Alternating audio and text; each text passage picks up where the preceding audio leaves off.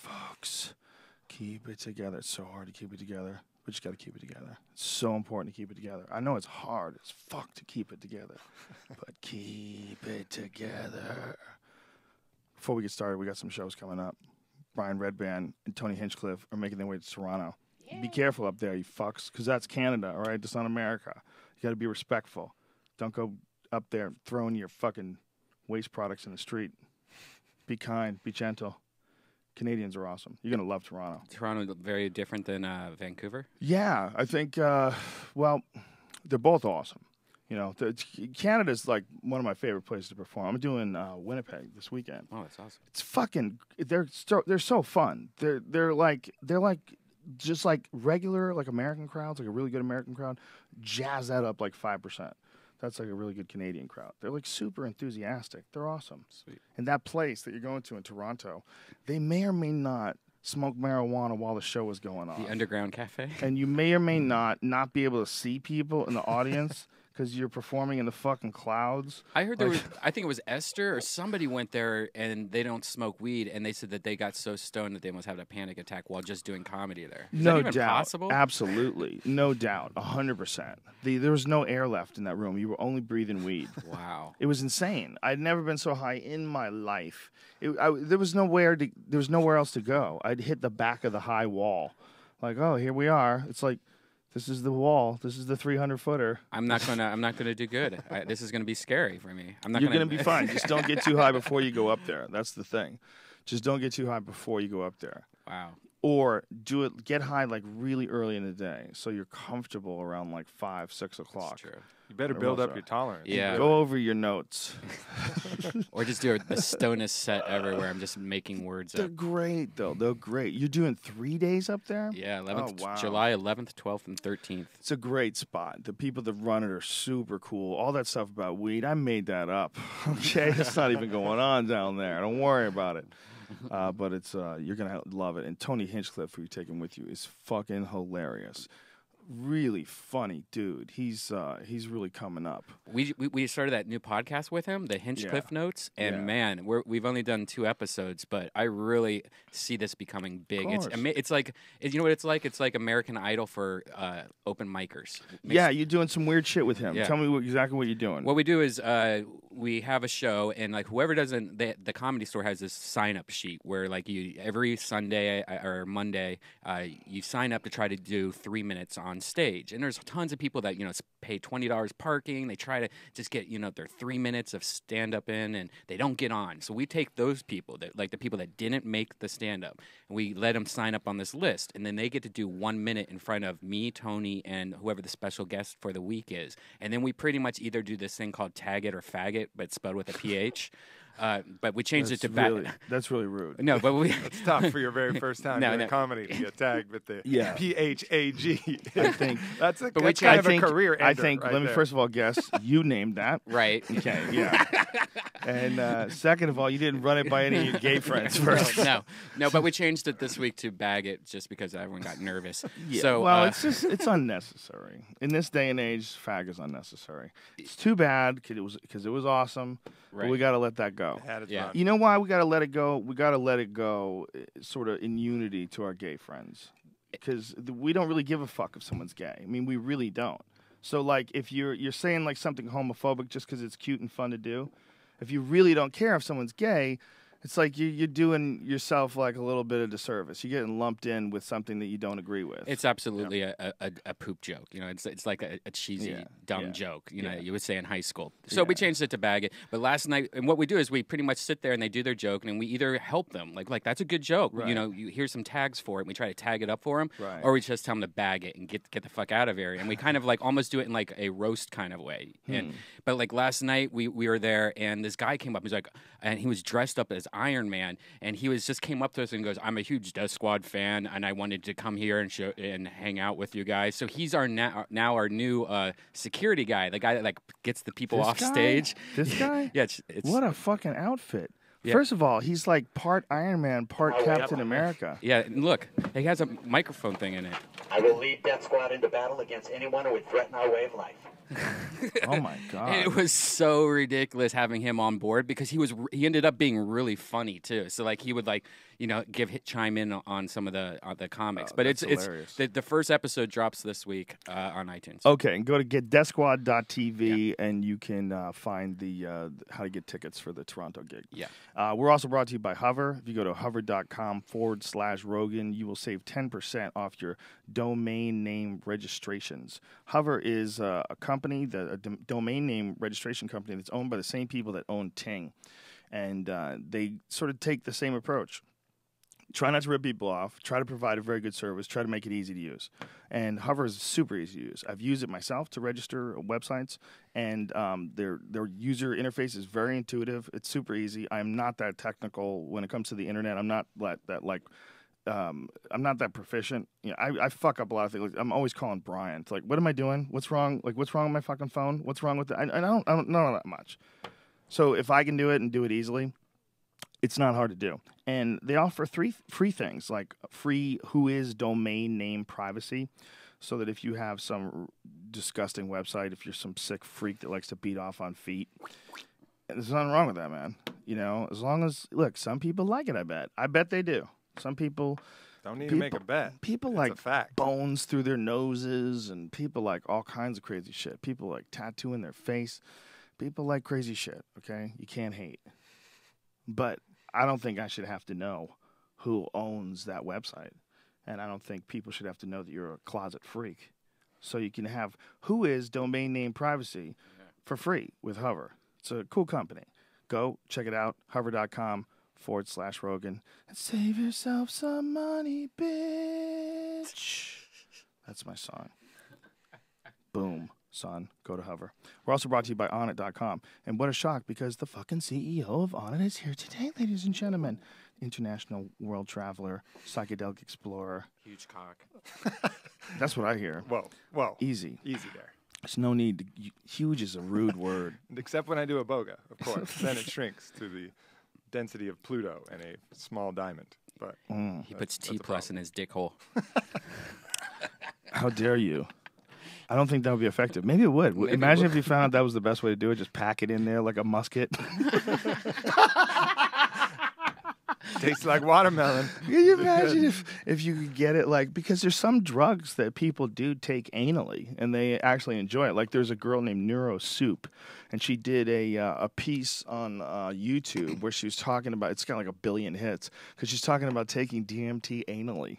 That she took DMT and she put it in her ass. And she was one that was in that Vice story, that Hamilton Morris Vice story, where he was talking about how her boyfriend was this gigantic cocaine dealer and ecstasy dealer.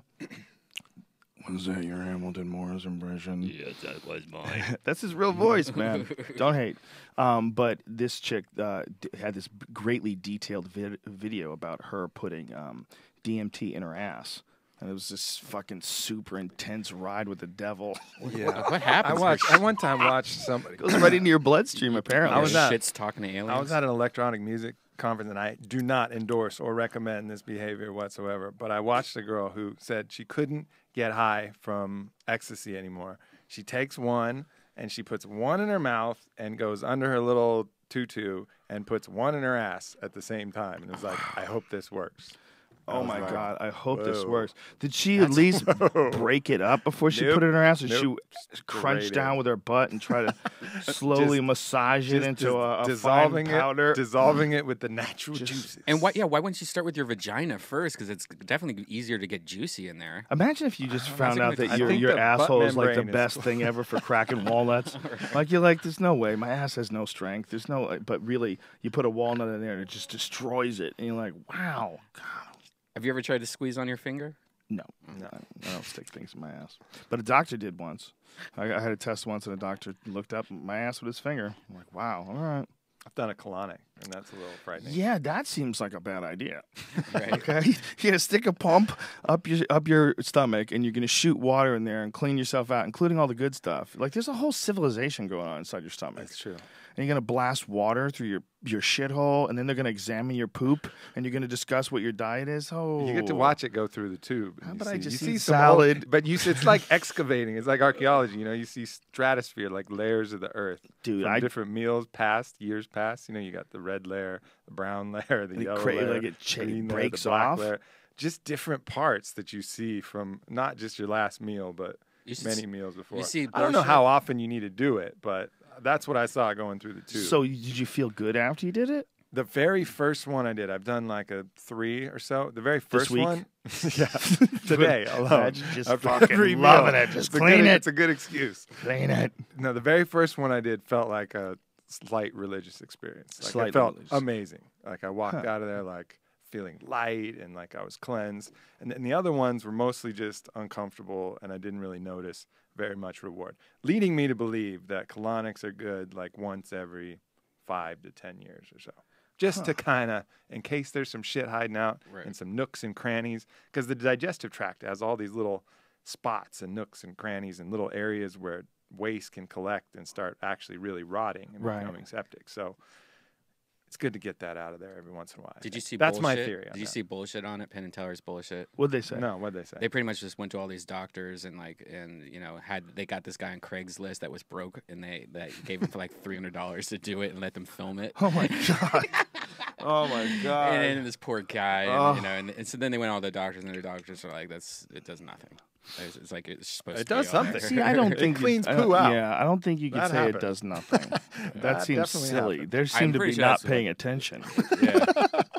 And they let you watch it too. Maybe just that's in the case next you're On It curious. product. We'll go with On It Colonics. Just Yeah. colonics Just- and douchebags. Actual Apparently- literal douchebags. Apparently, a lot. There's people that will take Epsom salts and they drink it in a glass, like a couple tablespoons in Yeah, a I've glass. done Oh yeah, I do that. Does that go through you like a rocket fuel? That's Yeah, what I've yeah. heard. But I've heard it's just really ridiculous. uncomfortable, gassy, uncomfortable, Yeah. very diuretic. Don't Wow. recommend that either. But does it have a benefit? Is there something to I do, mean, like to clean your shithole So out? yeah, I mean, if you're doing a cleanse, right, and you need to open up the First of channels all, of if you tell people you're doing a detoxification. cleanse, chances are you're a douchebag. If you're one of those fucking guys, I'm cleansing. I know, bro. cleansing. I'm getting very feminine. Cleansing. Yeah, but if you are doing some kind of fast or some kind of protocol where you are trying to detoxify your body, it's good to open up the channels of elimination. One of the channels of elimination is shit. Right. So it's good to actually, because you will get kind of constipated because you're not feeding your body with a bunch of food.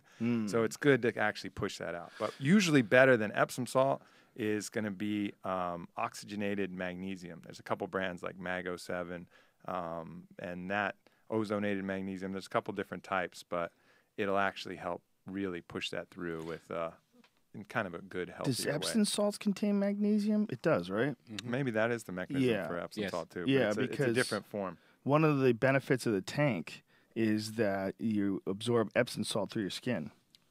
Son, the fact that you don't have a tank, we No, gotta sad, right? We gotta get you on I that know. shit. That's I pre- gotta at this up my point, game. that's preposterous. Agreed. Magnesium's like the thing that we all need, but none of us really get enough of. Yeah, magnesium, it's hard to zinc, take. zinc and magnesium. Yeah, a lot of minerals actually. Remember that guy that was around Dead Doctors Don't Lie, and he was explaining like chelated minerals, and he was saying that mineral deficiencies are the reason for like all these issues in farm animals that we fixed a long time ago because we just give them mineral-rich diets and we add minerals to their food, but we don't add minerals to people's food. He's like, do you know how few people take mineral supplements? And he was like talking about all these different deficiencies, calcium, Yep. creating osteoporosis, and it was pretty fucking crazy shit. Pretty convincing because there's not as much mineral in the soil. I mean, they're Yeah. replanting over and over again in the same fields, and that's where our Yes. vegetables are coming from, constantly replanting. So the minerals in the soil are mostly from the fertilizer, what they're actually putting in. Well, they're not necessarily putting in complete, full spectrum, balanced minerals back in the soil. So a lot of the food we eat don't have the mineral content that we originally had if you were farming in a really sustainable way and rotating around, getting new soil, things like that. Solution, though, easiest one is the Himalayan salt.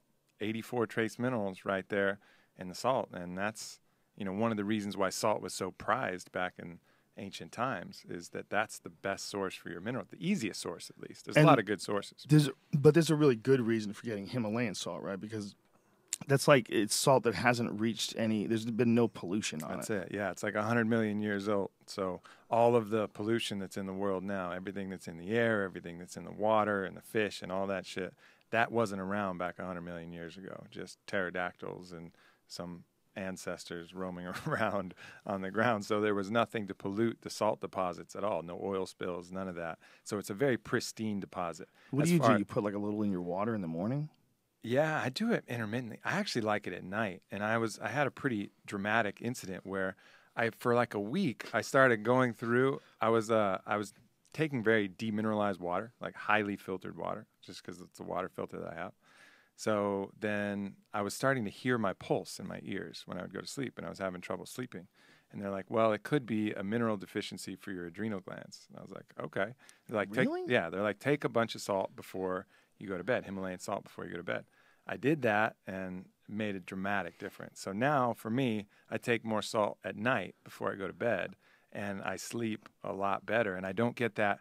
It wasn't so much that I could hear my pulse in my ears, and I felt like mineral deficiency would cause that. Did they explain the mechanism? How's a mineral deficiency cause the adrenal glands need the minerals to function at an optimal level, like most of the systems in our body. So all kinds of systems need the minerals. Minerals are kind of the foundation of what makes us up, makes everything run really well. So were you drinking distilled water? Is that what it was? Highly distilled water, like Kangen water. It's called Kangen water. It's just so not happens just to be filtered, but distilled. Like completely mineral devoid water at my house. And I was eating good vegetables and stuff, but the vegetables don't have all of those minerals. And I would occasionally sprinkle salt on my food, but I wasn't really paying attention to my salt intake, and then I tried to regiment it and actually supplementally take it, and it made a huge impact for me. Wow. Yeah, because you have to be careful with that. I mean, all these water systems, this is a fancy water system. I'm not endorsing it by any means. It's just good to take everything out, but it takes too much out. You have absolutely no minerals and electrolytes in your water if you're using one of these highly filtered systems. So adding a pinch of that salt back in is going to be important. That's what your body runs on. That's interesting. But what about like spring water? Is that the best water to get get into your body? Like, there's a difference between spring water and like, what is the difference between like spring water and like Dasani and all those? Like, those are filtered waters, right? Right. So they're basically taking water from anywhere. It can be as dirty as can be, and they're just running it through adequate filters to take the bad shit out of it. And that's distilled. That's filtered water. Now, spring water is actually filtered either through the ground, which is the best way to do it, like a volcanic system where the water naturally filters through the lava and comes out. And that's going to collect all the minerals through the earth that you really need, and that's going to be the best way to do it. Yeah, my friend's place in Colorado has a well. Yeah, and she gets perfect. She gets it like right from the well. It's incredible. It's like spring water. Totally. So like you have free spring water. It's so nuts. You probably need half the Himalayan salt or a quarter, or maybe you don't need any. I don't even know how rich that water is, but you'll need way less than if you're constantly drinking filtered distilled water. Yeah, they pull water right out of the fucking ground up there, man. Mm-hmm. It's nuts. I mean, that's where they're getting their water. They're getting free spring water, just pulling it out of the ground. It's like try drinking some water here. Yeah. Try going through Studio City and digging a fucking hole in the ground and find not gonna be good. Suck it out with a straw. And You're dead. Even some places out in the hill country in Texas, we have wells, and you bring it out, it smells like eggs. Yeah. I mean, it's really sulfuric, and there's no way you're gonna stomach drinking that. That's so nasty. And the Himalayan salt that you have on onnit.com is Jew-proved too. So it's what? Jew-proved. Jew-proved? What does that mean? It's kosher, baby. Oh, it's kosher. Is that I don't even know what that is that means. how they call it? Does that mean? Make that up? I think a rabbi has to bless it, do his little I don't thing, know. I think it and has not- to and fit not certain touch it. parameters. Like not it has like to be, poke it. You It ha- can't like rub his balls on it. You know, none of that. Yeah, it Definitely not He has kosher. to know Knows that that. the process has been observed. Yeah. They have like real strict rules. I think like with slaughtering animals, especially. Yeah. Very specific rules about what's kosher and what's not. But you know what's not kosher? Bacon. So kosher's stupid. Yeah.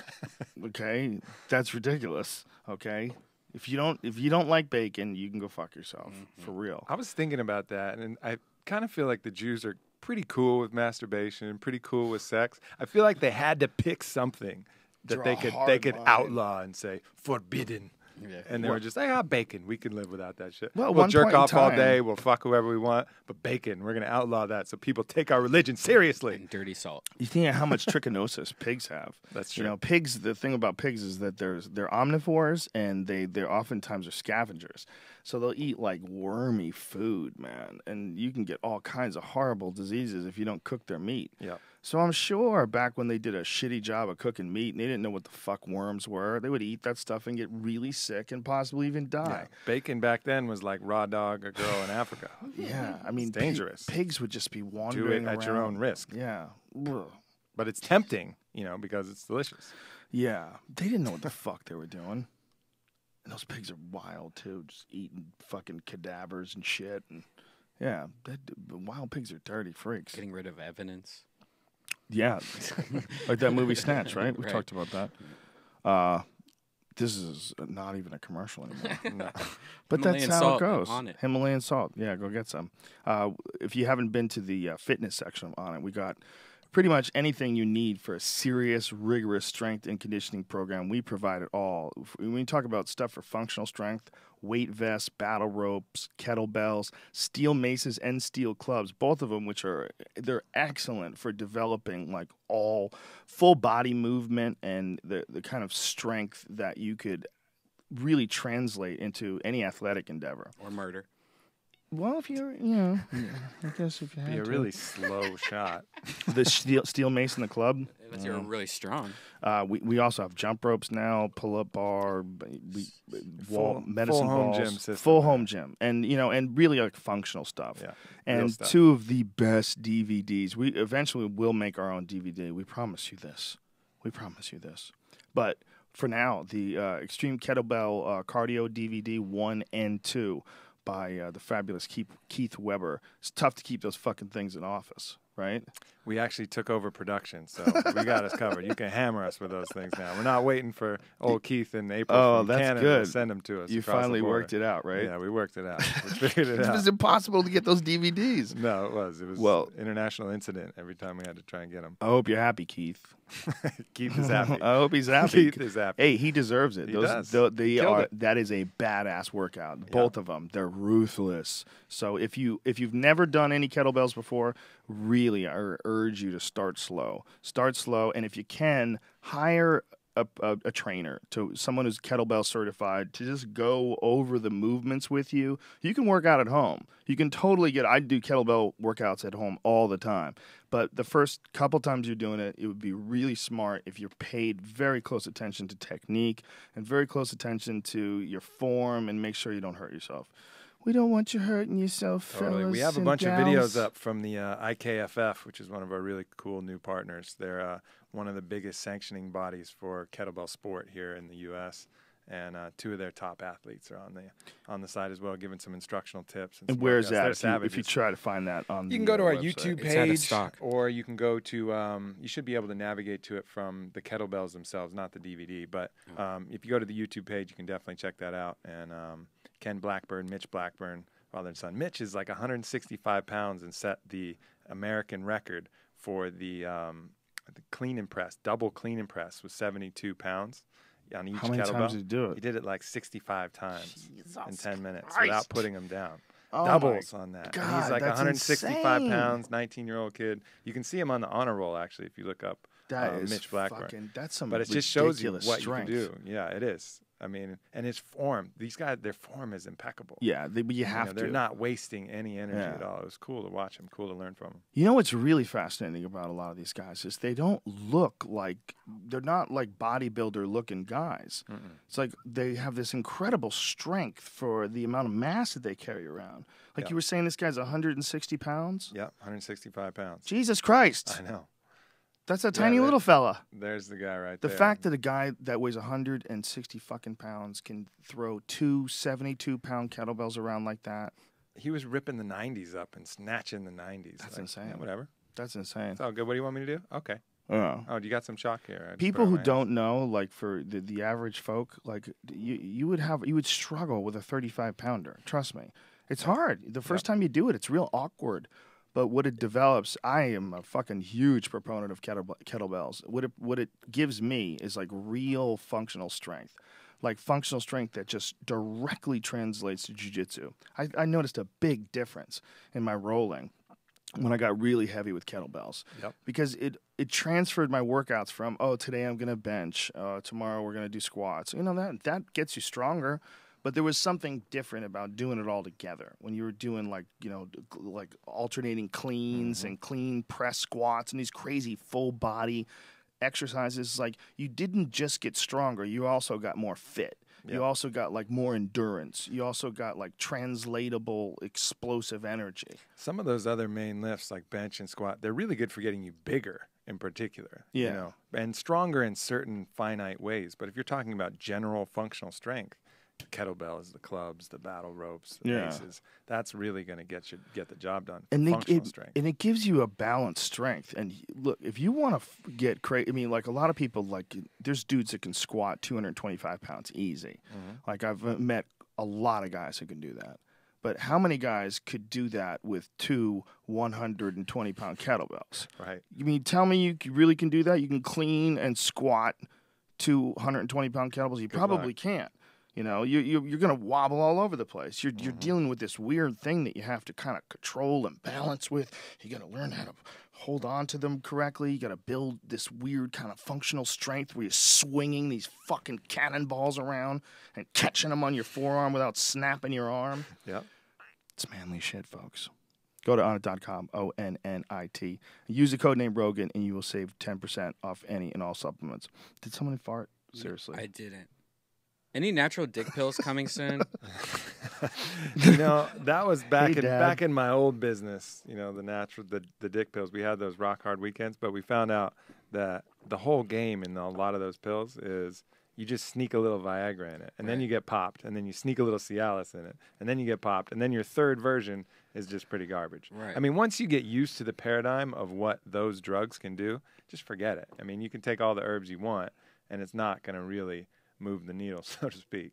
But, you know, I mean, you can help support the systems in general, like with T+, but as far as dick pills themselves, forget it. So and there's size is a fucking joke. So, That there's doesn't no, even exist. So there's no like ant boners or anything that you could put in there that just All like that stuff natural that they're calling ant boners is just Viagra, bro.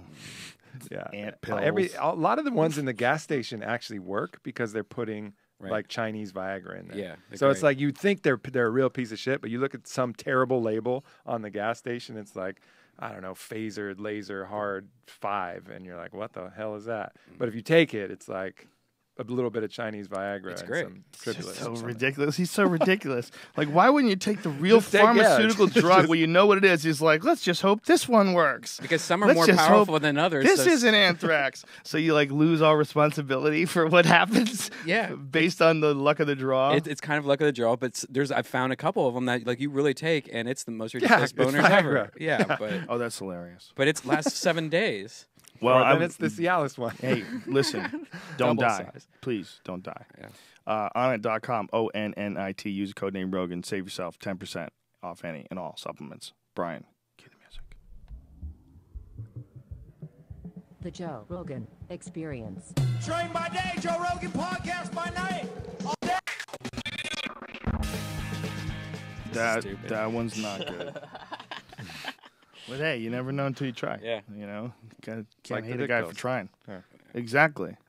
This motherfucker and his dick pills. You believe this guy?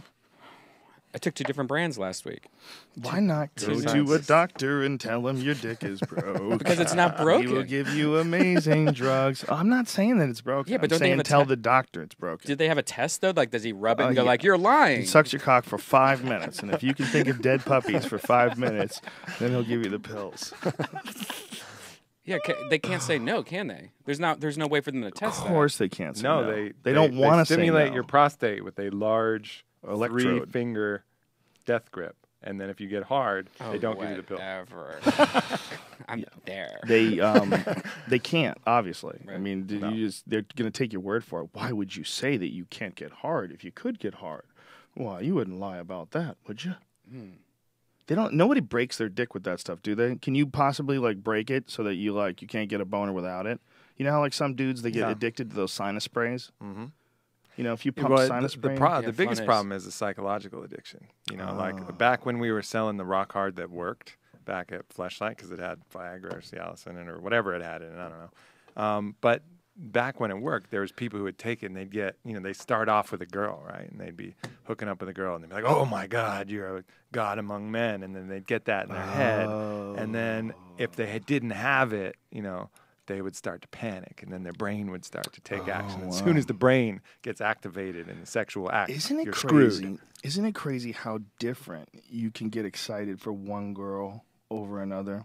Like there are some girls, and we all know them in your life, where when you're around them, it's just like instant flagpole.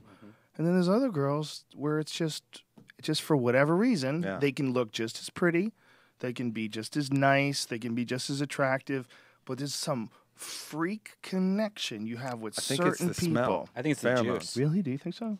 Pheromones, yeah, I think so.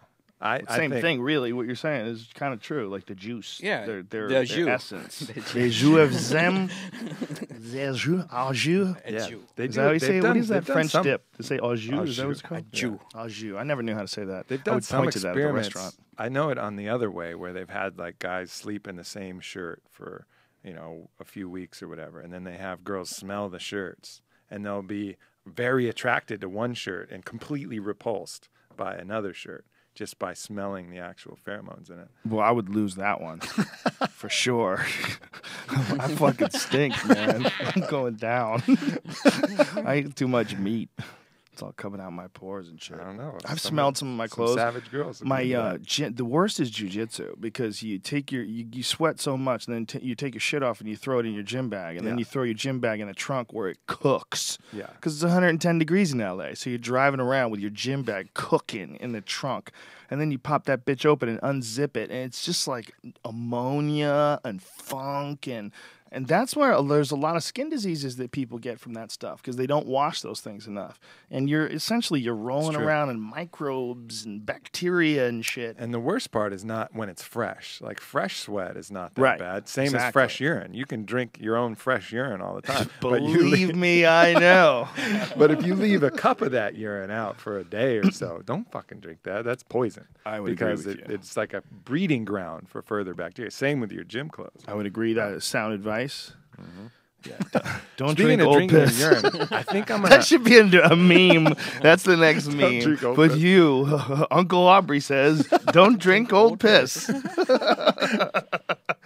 Hear it on it. We don't recommend drinking your own piss when it's old. Stir it So first. I'm thinking of trying to do an Amanita muscaria experience, and I'm thinking I'm gonna eat it and then drink my piss and see what's up. Yeah, that's what you're supposed to do. I would say no. Let's say What? don't do it. No? Let's say don't do Why? it. Just try it once and then I gotta try it. I've tried everything else. For real, folks, this is In the a- shamanic tradition. I know you're listening to this and you're like, there's no way these guys are serious.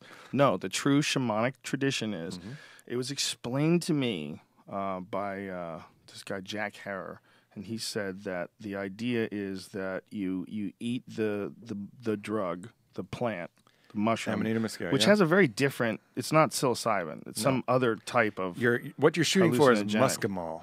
The active compound is muscimol, and it acts on a very different mechanism, actually. Yeah. So the mechanism of action of Amanita muscaria, it actually acts as a GABA agonist. So it's going to give you more of the neurotransmitter GABA. Whereas psilocybin, the mechanism of action that they're recently finding, which I learned a lot about at the MAPS conference, is the mechanism of action of psilocybin is it's actually restricting blood flow to your default mode network part of your brain, which is your top-down control mechanism in your brain, so that you're basically your mental cerebral filter that allows you to focus on the day-to-day mundane tasks starts to go to sleep. And that happens to be the center that controls depression and a bunch of other things, which is why the clinical application is proving so important and impressive in all these people.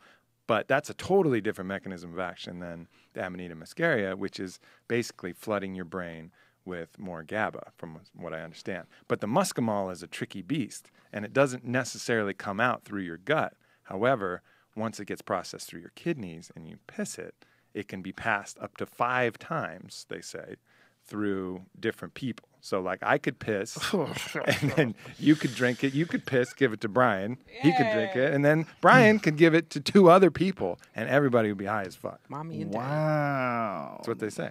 How would they know? How would they know? Why would they find out? What are we doing with our lives? We're sitting around drinking each other's piss to get high. What are you singing, fairies, cocksucker? They loved it. Drinking I don't piss know. and watching Pluto. They loved it. You're supposed to be kind of like a little bit drunk and a little bit like a little bit high, like a psychedelic. I don't know. I only had one experience and it didn't work. You didn't drink your own piss. You got to commit. You got to go in. You can't just put the tip in. You got to go balls deep. Is that how it works? You're supposed to just eat it and then drink your own piss, and that's what gets you high? I mean, there's some ways that I think you can heat it and like lightly bake it. I don't know, but Yeah. I think the surefire way, if you really want to commit, is to eat it, then drink your piss, and then you can, But you feed feel up- drink so other- stupid if it didn't work. That's true. You're sitting there with piss mouth and not high, and just thinking, what kind of a loser am I? I should just become a Republican. Okay, I should just go the other way and get single malt scotch and sneak in some Cuban cigars and just become an asshole. Should have rented a movie. Well, but if it works, it's Sitting around legal. eating mushrooms and drinking piss. The fuck am I doing with my life? You got a dirty garage. Like, I was gonna get to that, but I had to eat mushrooms and drink my own piss first. I'm a gonna- fucking real winner over here. I'm gonna film it for all the savages so they can see what's up. Because it is perfectly legal in the U.S. Amanita muscaria is not a scheduled substance. So the reward, if it works and it was awesome, is pretty cool because we'd actually have something legal to do. Yeah, and you're just gonna encourage people to do that? And No, drink- I don't. drink- I'm not drink their encouraging. piss? Look, please let me be the guinea pig here. I don't know. It could be terrible, but I'll let you know. You have I'll to give you an post it honest if report. it's bad. Also, you have to have a Yeah, post of it for of you sure. sitting there just like all with pissy mouth and I've everything. Just never, mad at uh, myself. Just self-hate. Just feeling the lowest of the low. I've never met anybody who's had a good one. Who's had a good Amanita muscaria experience. No, not that I Yeah. can remember anybody telling me about one. They've always said like, "Oh, it didn't work for me." Yeah, I met somebody who had a weird one and a not so good one. Bad So, yeah. odds. You just want to drink pee, bro. Weird and not so good, but there is piss drinking, so come on, join the party. You know, there's such a tradition around it, though. You know, Not only that, we can all drink each other's piss.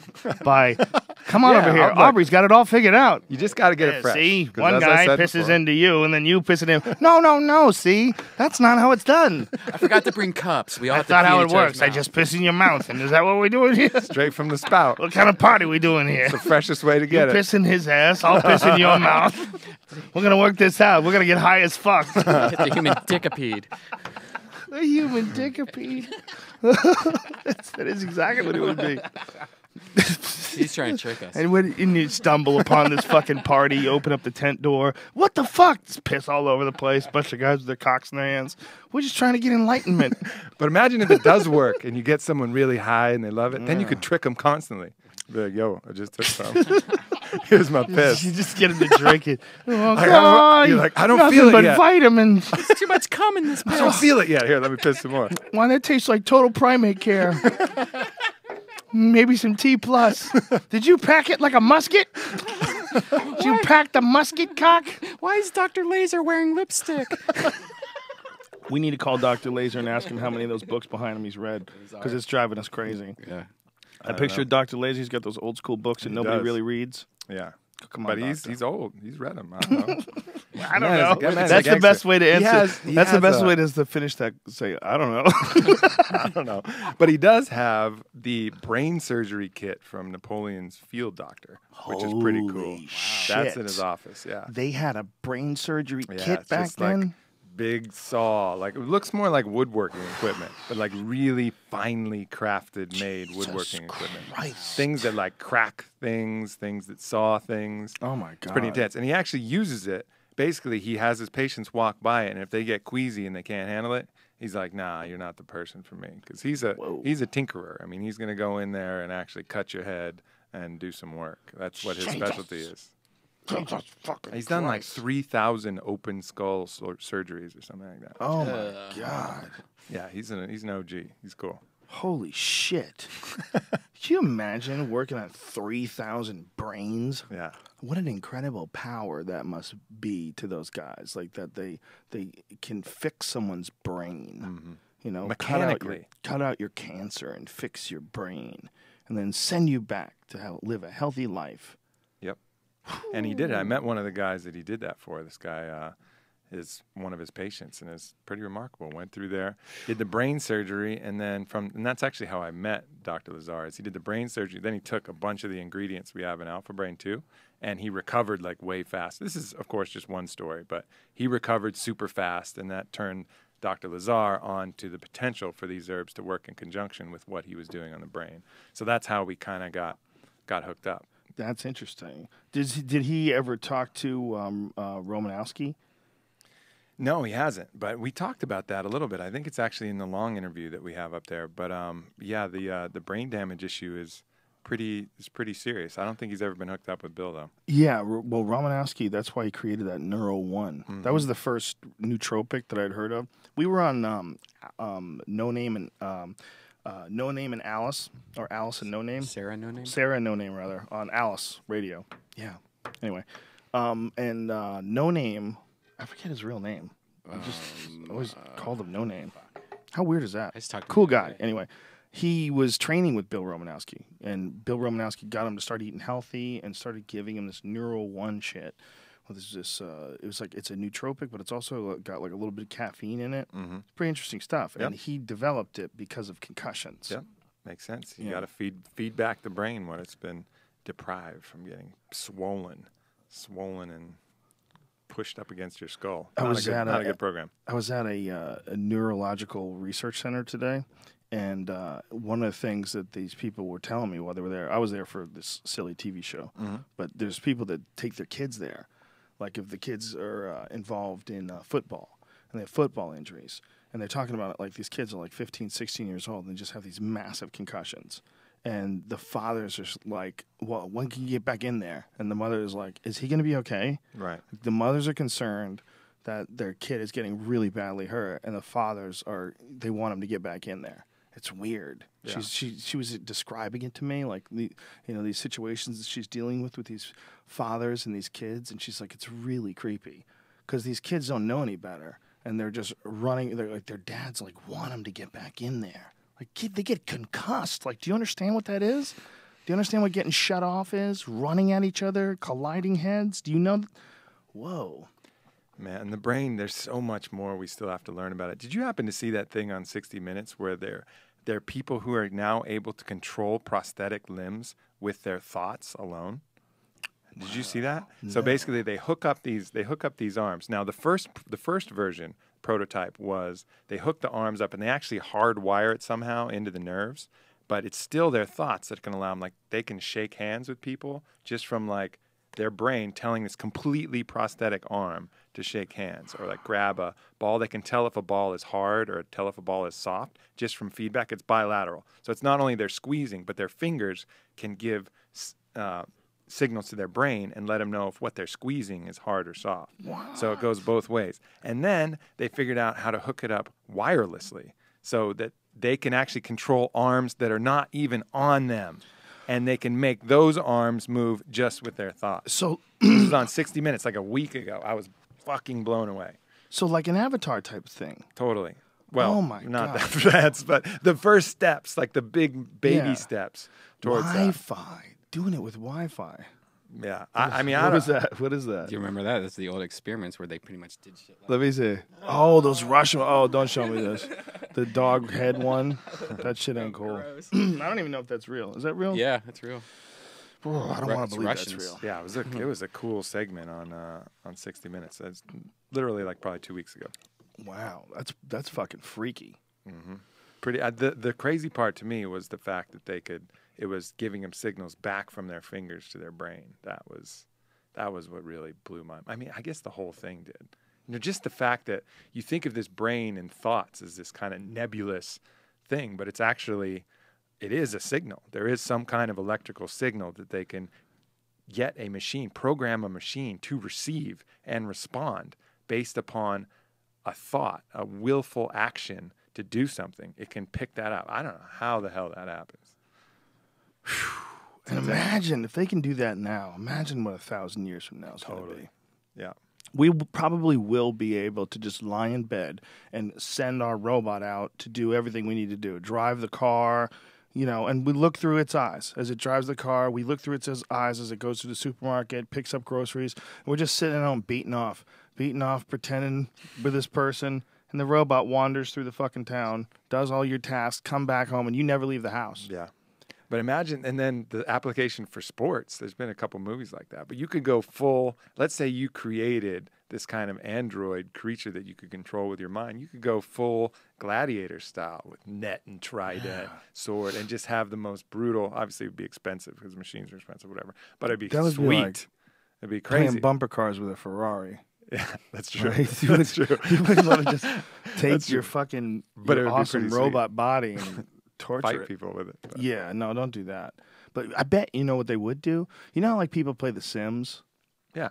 I bet they would play like a real live version of The Sims. Just let their human body go out there and interact with all these other robot bodies they take their body, they lie down and they look through the body or look through the eyes of this thing and then send it off like it's a little game. And you send your robot out, and your robot goes and fucks other robots and parties, and your robot's an animal, and he drinks and drives because he doesn't even live in the real world. He lives in this fucking crazy robot and world. then we realize that's what's already happening, and we're the robots. The TV has turned us into a robot. I keep on thinking simulation theory shit, like your inner voice is actually you in the future, like talking to yourself or something like that. You know Could what I mean? be, right? I think everybody knows, especially when you're impulsive fuck. Like, I know you are, and I am, and you've been too, son. We all been a little impulsive. And there's always, when you're about to do something, and there's that voice that goes, don't fucking do it, dude. You got to listen to that voice. Always.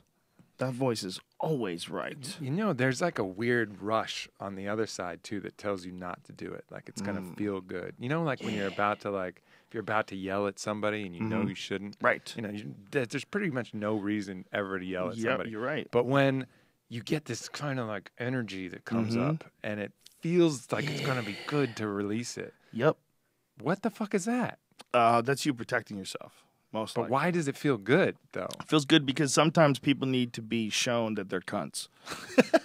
It's like True. an evolutionary response. True. Like, the only way people learn how to behave is by feedback.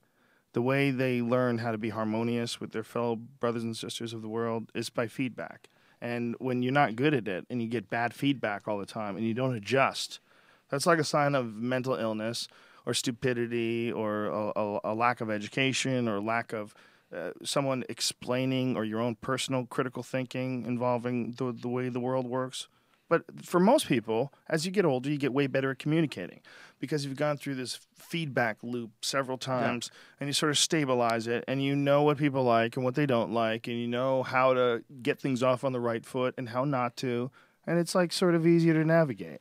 But the key there is, the key there is not to become completely enslaved by the feelings and thoughts and the kind of world around you, and so that you're constantly living to please what the Toltecs would call the dream, the co-created world around you. So yes, don't be a dick, learn not to hurt people, but then at the same time, don't judge yourself according to all of these opinions that are generally wrong anyways. People don't necessarily always want you to be your best, so you got to find your inner path as well as adjust to guiding principles. That's a real problem for young people when they're dealing with haters, like the first haters in their life.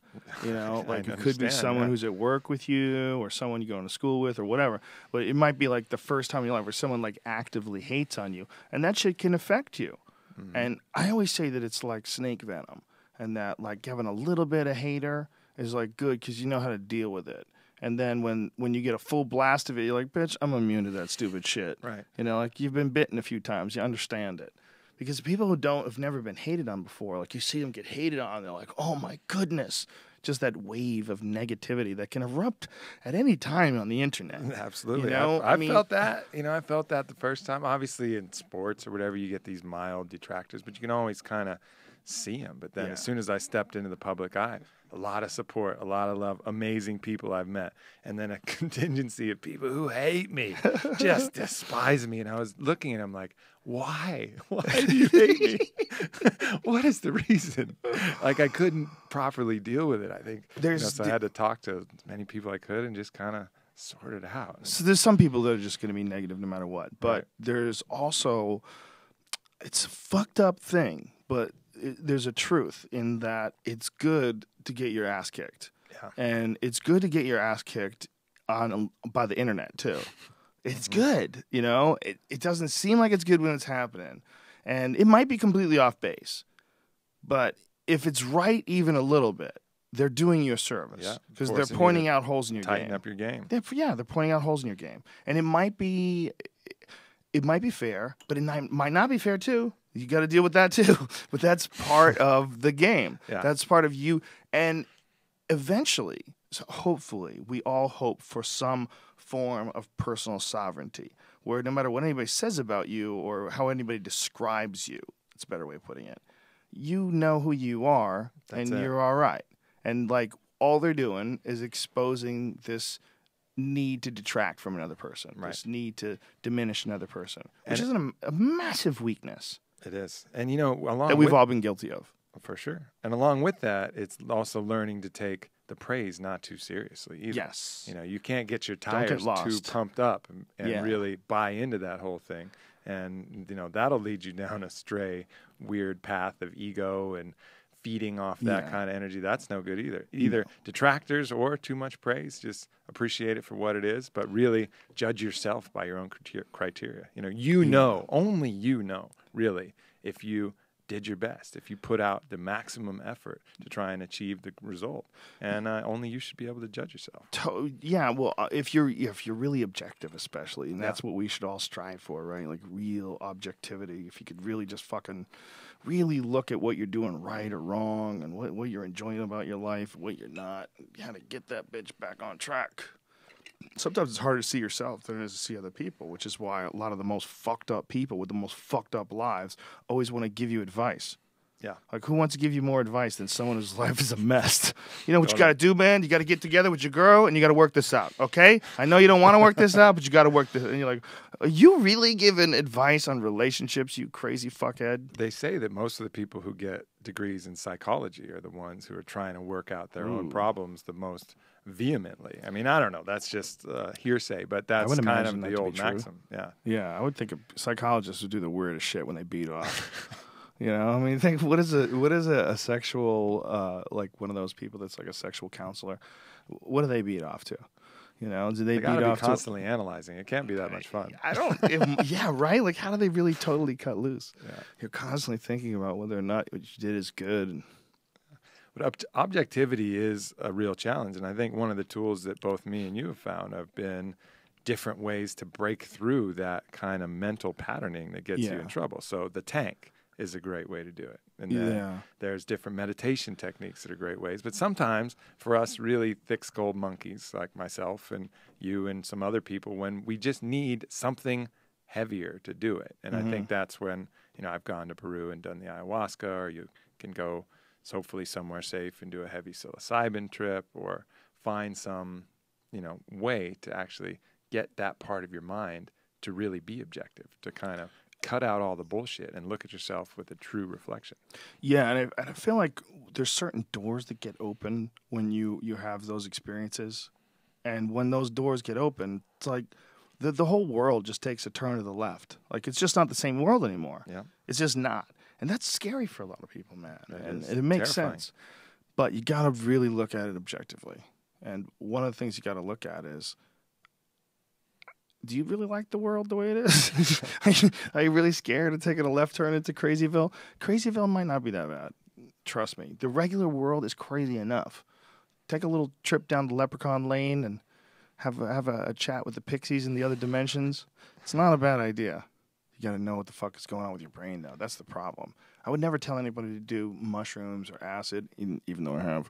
I would never tell anybody to do today, knowing what I know, would never tell anybody to do any psychedelic, because I don't know how the fuck their brain works. It's true. And then so having, in something I always kind of reiterate, having a really good guide is important. Yes. Someone who can not only ask you questions, but kind of look you in the eye, analyze what you should or should not do. I mean, even the shamans down in Peru, part of the ceremony is before you get the ayahuasca, they kind of get a sense of you, even if you can't speak the language, but they get a sense of you. And you can sense crazy. Yeah. You know, Oh, yeah. especially they're highly tuned to do that. Yeah. And they look at you. And As some am people, I. As am I. Some people get like a really little, tiny, third of a cup, Mm-hmm. right? And then they go on their way because that's all that the shamans know. That's all they can handle. That's all they're in for. And then other people, they'll fill that bitch to the brim and be like, come back for more if you want it. And it just, you drink that thick, brown, bittery, fiery ayahuasca into your stomach. You know what I've never understood about the ayahuasca thing? I'm going to have to do ayahuasca to learn this. The tobacco thing. Like, what is it about the blowing tobacco smoke that activates some of the hallucinogens? I think it has to do with your nicotinic receptors in your brain. So there's something, the DMT, the tryptamine. Like a stack? Like you're stacking these I don't know. together? But, that's these receptors, and this is swimming a little deeper than I probably can go, but I think it has something, nicotine acts on certain mental receptors, I think it's your nicotinic receptors, and then tryptamine acts on certain receptors. And somehow there's a synergy there. I haven't necessarily experienced that, but what I did experience, which was really weird, I have no very good explanation for this, but at the end of one particular ceremony, he smoked the tobacco, the shaman smoked the tobacco rustica, which is different than the tobacco that we smoke. It's a different species of plant entirely. Wow. So tobacco rustica, they smoked a big hand-rolled cigarette from that, and he like blew the smoke all over my body. I didn't feel anything at the moment. I was like, okay, well, I'm going to smell like this burnt plant. Cool. That's good. But he really like took care and put it on certain points. And there's always some kind of purgative element to the ayahuasca. But that night, I was like shitting and vomiting, like there was some evil in my body that was trying to escape. Like the most violent purge I've ever had in my life. And it went on for hours. I don't know where stuff was coming out of my body, right? And I've done ayahuasca many times, so I know what the normal purge is. This was Do they have outhouses? 4 or 5 times. Now you have a little toilet in your place. You have Sometimes a it running doesn't water have toilet? Depends. Sometimes no. Sometimes that's just a hole. And sometimes you do have running water, depending on where you go. But a lot of times they don't have toilet lids because you're not supposed to sit there and really enjoy it. You're supposed to just hover, blow it out, and then wipe and put it in a basket. That's kind of the general program. But You put it in a basket. yeah, because they can't Keep it in flush the ground. toilet paper Right. down the system. Yeah. Oh. But anyway, so there's some kind of Jesus. cleansing aspect to it. It doesn't make any sense. Like the science, I don't know. I don't understand. But I know that, they believe it's a cleansing, ritual. And it certainly had that effect on me. Wow. Just blows it out. And that Whatever it did. tobacco, it kicked it in. It That's what kicked it in. Something. And he blew a lot of smoke all over me. And then the next day he sees me and he starts laughing as I'm walking by him. He just starts laughing and he asks me, how was last night? And I had someone with me who could help me translate. And I was like, what the hell did you do to me? And he's just laughing and just pats me on the back and just keeps on walking. Like he knew that's exactly what he was going to do. Wow. So he was doing that just to get you to get rid of all the shit inside of you and throw up and clean it all out and then dose up. Yeah. And Dose then up the with next night. wild dragon Yeah, juice. exactly. And the next night was the night that I went out and did the ride on that smoke dragon. That makes sense. Yeah. Wow, he cleaned your system out with some smoke. Yeah. Did you hear stuff. that they found DMT in the pineal gland of live rats? Huge. Yeah, huge. Yeah. This is Rick Strassman's Cottonwood Research Foundation. He this is something that they had speculated for the longest time, and I thought it was a fact. I thought that they had known it was a fact until Voodoo Chicken on my message board was, I think, the first guy to clue me into the fact that there's only like anecdotal evidence, and he was like challenging Strassman on the message board because we know that the human body produces it. And then I guess they knew it was produced in the liver and the lungs, but this is the first time they can prove that at least in rodents, it's in the pineal gland of a live rat. Yeah, and I think the way they, let's suppose it was the spirit molecule, right? Let's suppose that hypothesis is true, and it is some part of conducting the spirit from source into life and then back out. Let's say that there is some activation for that. It makes sense that they wouldn't find the active concentrations in the dead pineal glands because presumably its purpose was done there. But to see it there in live, and while it's living, I think is pretty cool. Well, it at least opens up that theory as a possible. One of the interesting things about taking the DMT was the shortness of the trip, and that's what the thing that people always comment on that one of the signs that this isn't a deadly drug is how easy your body can get rid of it.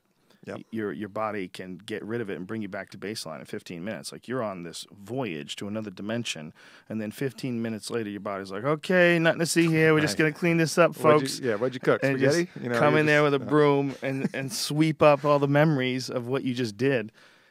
It seems like your body knows what to do with this shit. It obviously makes it. We know it makes it. We know that. But now we know that literally this third eye makes it.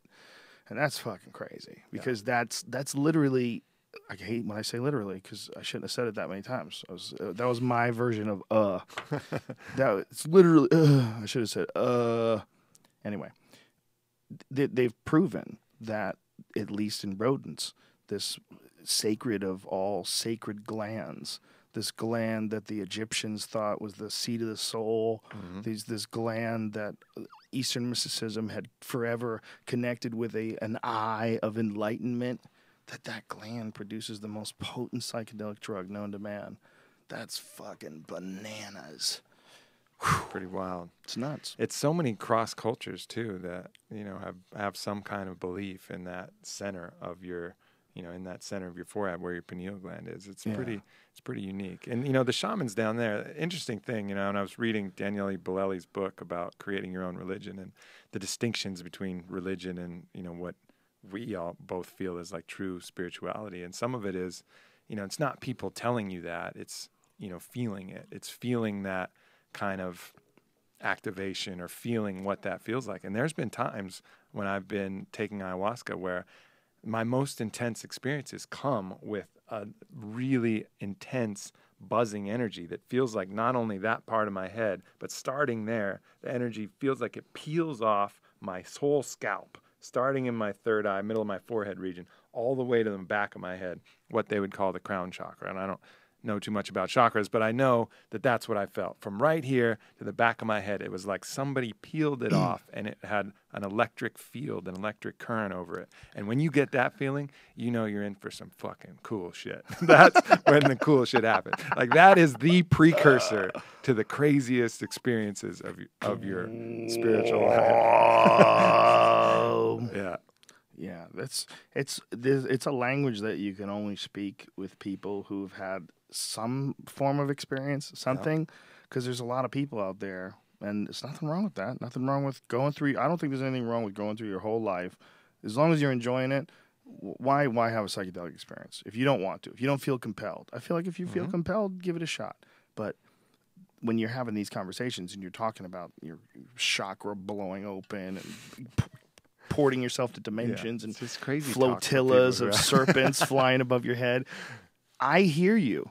And I'm like, yeah, wow, okay, wow, fucking A. Like, I know that really happened because I've seen some crazy shit myself. Not that it really happened, not that it's really a snake. But my point about that, what people always go, well, you know, if it's not real, okay, then you're doing something really infantile, okay? You're taking something that's allowing you to go into fantasy land for a little while. Maybe.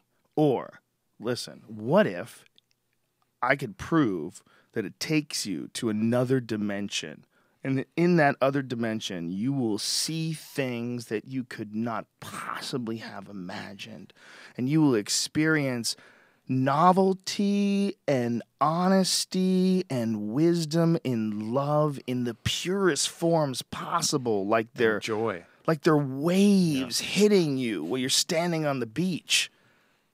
If I could tell you that it was definitely taking you to another dimension, would you go then? I don't know. Maybe not. But here's what I know. Here's what I know for sure. If it took you to another dimension and you had that experience, or if you just had that experience in your head, you still had that experience. And it might as well have taken you to another dimension. It might as well. Because the same thing happened. Yep. You saw the same shit. You felt the same things. You experienced the same things. You saw it all. It might not have been real, but it might have been real too. It doesn't matter. Yep. You still experienced it exactly the same way, as if it did take you to another planet, and you did ride around the rings of Saturn in your underwear. I mean, it really does take you to that place. Yeah. So it might be real. It might take you to that place, or it might be all happening in your mind. But either way, you experience the exact same thing. And it lasts. And the results there, you know, that you get from it are actually, you know, that was one of the cool things about going to the MAPS conference, which is the Multidisciplinary Association of Psychedelic Studies. They put on a conference in Oakland, and they had all of the top scientists from all these different fields of research come and present their findings. So there's been over 80 patients clinically dosed with psilocybin, most of them in palliative care, easing the anxiety of death towards the end of life. amazing dramatic stories. You have psychiatrists in there who've been working in this field for 40 years, seeing people, and they're the ones running these programs. And well, first of all, the funny part is it's a double-blind trial, right? So on one case, someone is getting placebo, which is doing nothing, and in another case, they're getting a heroic dose of psilocybin. And the research is like, one of the problems with the study design is we pretty much know, because they're not supposed to know, it's double blind. We pretty much know when someone's taken a bunch of psilocybin. Like It's not hard to tell when that's actually happened. But they're saying that what they're accomplishing in 3 hours would have taken them 3 years to do back in the old paradigm. And they're reporting these findings, and it's really encouraging. Obviously, the Johns Hopkins study was a great study. 94% of people who took the psilocybin said it was one of the top 5 most meaningful experiences of their life. I mean, really cool findings that are leading to a potential legalization of psilocybin for, clinical use. And it shouldn't be just for clinical use. This is what's really fucked up. It is. All these people that are having all these thoughts and all these positive experiences, like that this is discounted by our government. It shows that we're being run by a bunch of infants. Like, they should be experiencing it too. You should also do mushrooms as well, sir. Should be a prerequisite for political office for sure. It's such a silly little thing. It grows in cow shit. It looks ridiculous. It sounds ridiculous. It appears in fucking Mario Brothers, Donkey Kong and shit. But it might be the thing that humanity really could count on right now. It might be the thing, if you could ensure across the board experiences, ensure them worldwide over a week's period of time, you change the world forever. And that's real. Yeah. You really would. One gigantic world trip where 30% of the population of the planet does mushrooms one day. You want to talk about a strange world you would wake up to Monday morning? Fuck yeah. I mean, people would be hugging people in the streets. What if and shit. This is a thought I've had recently. What if all of the churches, instead of just bickering about their own dogmas and all this stuff, I mean, they're all trying to get at the same spirit. What if they were all churches of experience, and across the board there was, one basic church that you go to, and that church was a little bit of everything. In that church, there was Zen meditation in one area. There was float tanks in another area. There was lectures from people like Graham Hancock coming through there. There was yoga in one spot. And then there was different ceremonial areas where you could smoke peyote and do a dance out in a sweat lodge, or you could take mushrooms in a clinical, like a really relaxed, encouraging setting, or you could do an ayahuasca ceremony with the local ayahuasca maestro. And all of that was available to you. So maybe you didn't go every week or every Sunday, but when you needed to check in, there was your local church. And you could just kind of talk to some people, either listen, maybe do some light yoga, or let's say you really needed to move yourself and then go in and pop into an ayahuasca ceremony. Or let's say you were feeling, you got addicted to something accidentally. Oh, well, you could pop into the iboga treatment ceremony that lasted from Sunday through Tuesday. If there were real clinics like that were run by people who really knew what they were doing, they could change the whole world. The whole thing, the whole paradigm shifts at that point, I think. And it's there. It's like a real thing. That's what's crazy. It's not like something from a Dr. Seuss book, you know, that rhymes with, morph. You know what I mean? They took the morph on top of the orph and traveled to a foreign land. I am really encouraged by what MAPS is doing, because they're playing by the rules. And you think that you get nowhere playing by the rules, but in some encouraging results, both for MDMA, for PTSD, and these psilocybin studies, they're getting allowed to do the research to complete these phase 1 trials and actually test them on human subjects for the first time in a long time. And that's going to lead to bigger trials and the phase 2 trials and the phase 3. And eventually there's going to get drug approvals for these. Now, why that is significant is at that point you have a massive amount of data. You have side effects studied, you have clinical use studied. And if you can prove that there is an actual benefit to something, it really weakens the argument for criminalization. And then, of course, there's going to be a lot of off-label uses, doctors who are like, look, this is really helpful, just kind of like what's happened with medical marijuana a little bit. It's been medically legal, but pretty much that is the gateway to legalization. But they're following the steps along the path that could potentially allow this to be legal. There's that path, and then there's the religious freedom path. And I think those are really the only two paths that are going to lead to fruitful and effective policy change. Religious freedom is a funny thing. It's just, I always feel like whenever someone gets together in a big giant group and there's a few people running it, shit goes bad. It's just, it seems very rare that anybody can keep it together. Mm-hmm. You know, it always turns.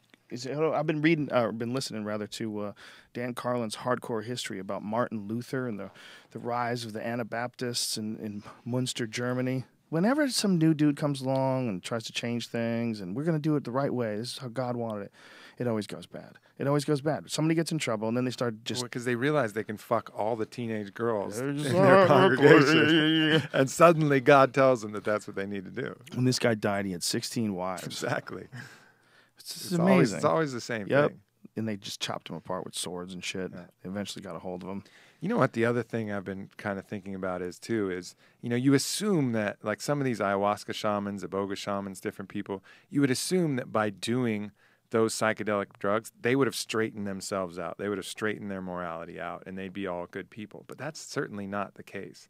You know, there are a lot of examples of these people who are doing the medicine itself and are still completely morally corrupt individuals. And that's so weird. Yeah, it is weird. But, you know, I think ultimately the power of the mind, you know, if you put your mind to it, can supersede, you know, the potential of the medicine itself. So if you decide to override it and just use the feeling, it's almost like taking, you know, mushrooms recreationally to watch a cartoon. You can kind of override the potential spiritual value of it and just focus on laughter and seeing colors explode on a screen, in the same way that you can do it with morality, where you can take a bunch of ayahuasca and then use that, override it still with your mind, and just use it to, you know, practice whatever kind of power mechanism you want. So you got to make sure that you get, you know, just because they do a bunch of ayahuasca or iboga or whatever doesn't mean they're good. You got to find the people who are on that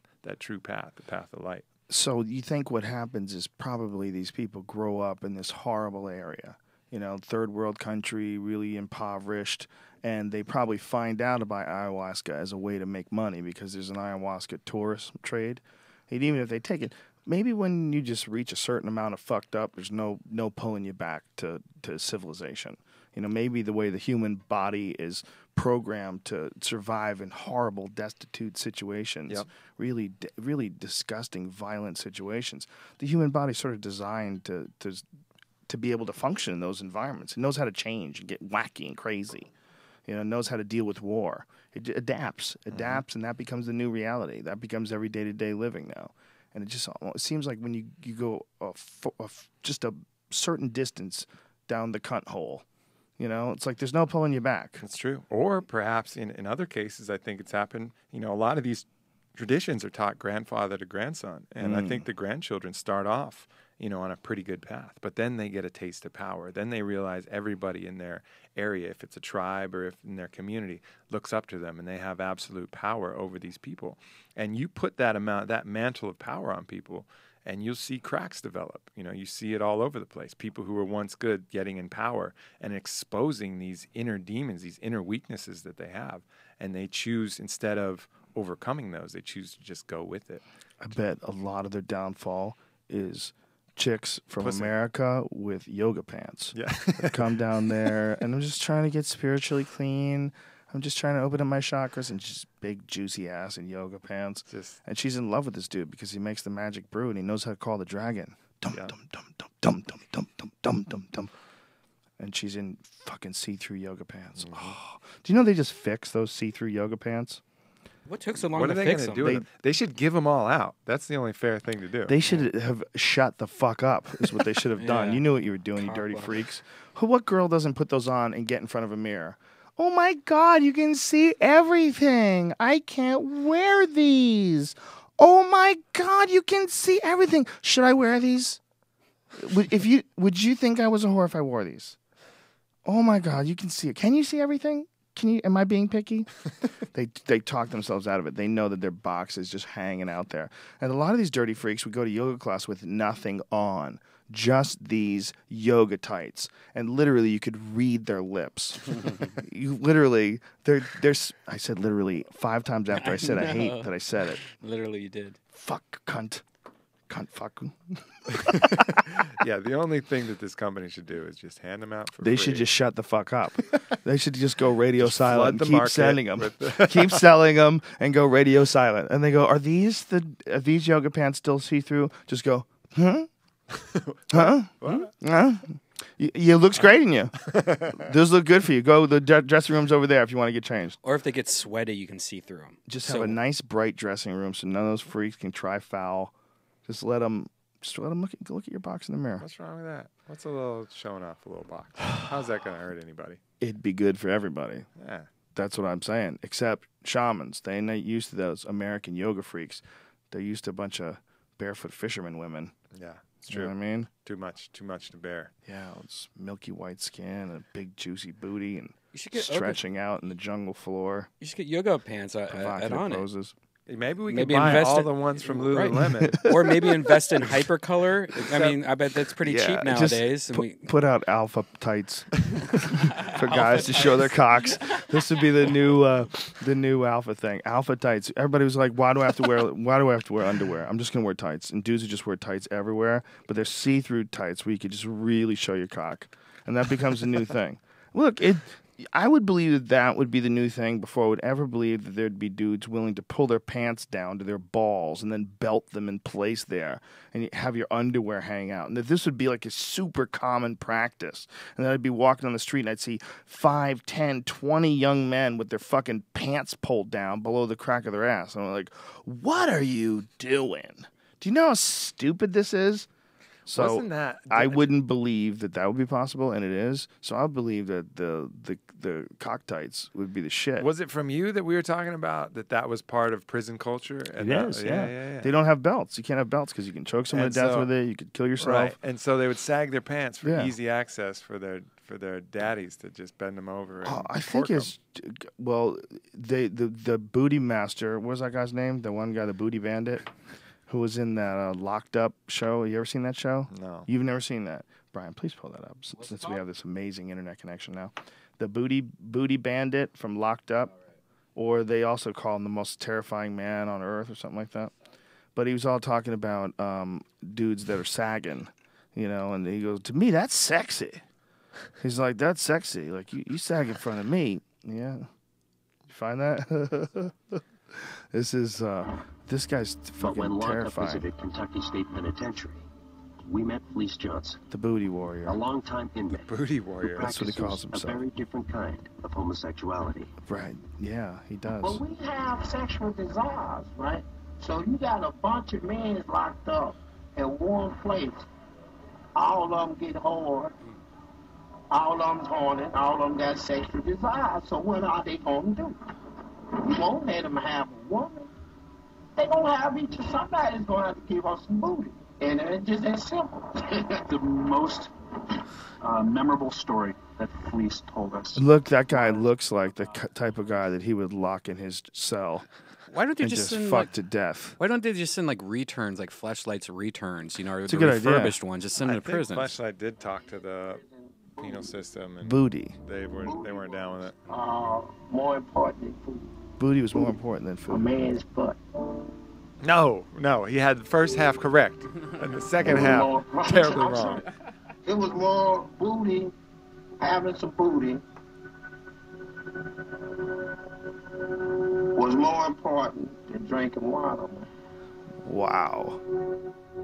I like booty. Oh my goodness, that's enough. I've heard enough. I The was, booty warrior. I was listening to my buddy Donald Schultz, who was out actually, and they were chasing down rhino poachers, which was a pretty crazy experience because they're going after these rhino poachers that are killing these rhinos, just cutting off the horns, selling them to China to make Chinese people's dicks bigger, supposedly, which is Is crazy. that really all it is? It's all. That's what they use Yeah, it for. yeah, that's the main thing they use it for. Is they grind it up and put it in dick pills in China, and it's really the same thing that's in your fingernails. Like it has no. It's collagen. Yeah, it has no actual properties that are doing anything. But there's big horn, big dick. I don't know if it's. I apologize about my bad accent. How but dare that was, you? I but see that what was- you did there. But that If you was didn't the- apologize, you would have been fine. The problem is you didn't own it. But but whatever that paradigm there is one of the reasons for these rhinos getting killed. So he goes out there. That's crazy. They end up shooting this footage, and then as they're coming up on these poachers, they get shot at. Whap, whap, whap. This is all on video. If you look up Donald Schultz rhino, I don't know where you can find it, but they get shot at by these poachers, and then you see him duck down like, oh shit, and they're filming this, and then his people pop up. He's from South Africa. His people pop up with like AKs and just lay waste to where the poachers are. Whap, whap, whap, whap. And the poachers have high-powered rifles. These guys have like assault rifles. Right. But they shot first at him, and it's a shoot-to-kill policy apparently. But then they roll up on the poachers. One of them's dead. One of them's wounded. It's this crazy kind of scenario, right? God. But the poachers are in leagues with the actual police in the area. It's all, they're paying them off. It's all part of the money system. So as they were leaving, they get stopped by the police, and they're looking for footage of, kind of what went down. And they hid the footage in, I think, some parachute bags or something like that. And police are giving them hell. And they go, we're going to throw you in jail, and you're going to come out different. And what they meant by that was that there's something called slow puncture, where they put you in a cell with another dude with HIV, and then he rapes you. And then they let you go after he rapes you enough times. And then you go home and you die of AIDS at home. And they call it slow puncture for people that they can't actually press charges on and hold, but they want to fuck you for life. And so they were threatening them with that, but they held the bluff firm, got the tapes out, and have been trying to raise awareness to save the rhinos. But it's a fucking crazy scenario. That's scary. Scary. Slow puncture. Get caught in an African prison, son. Don't do it. Oh.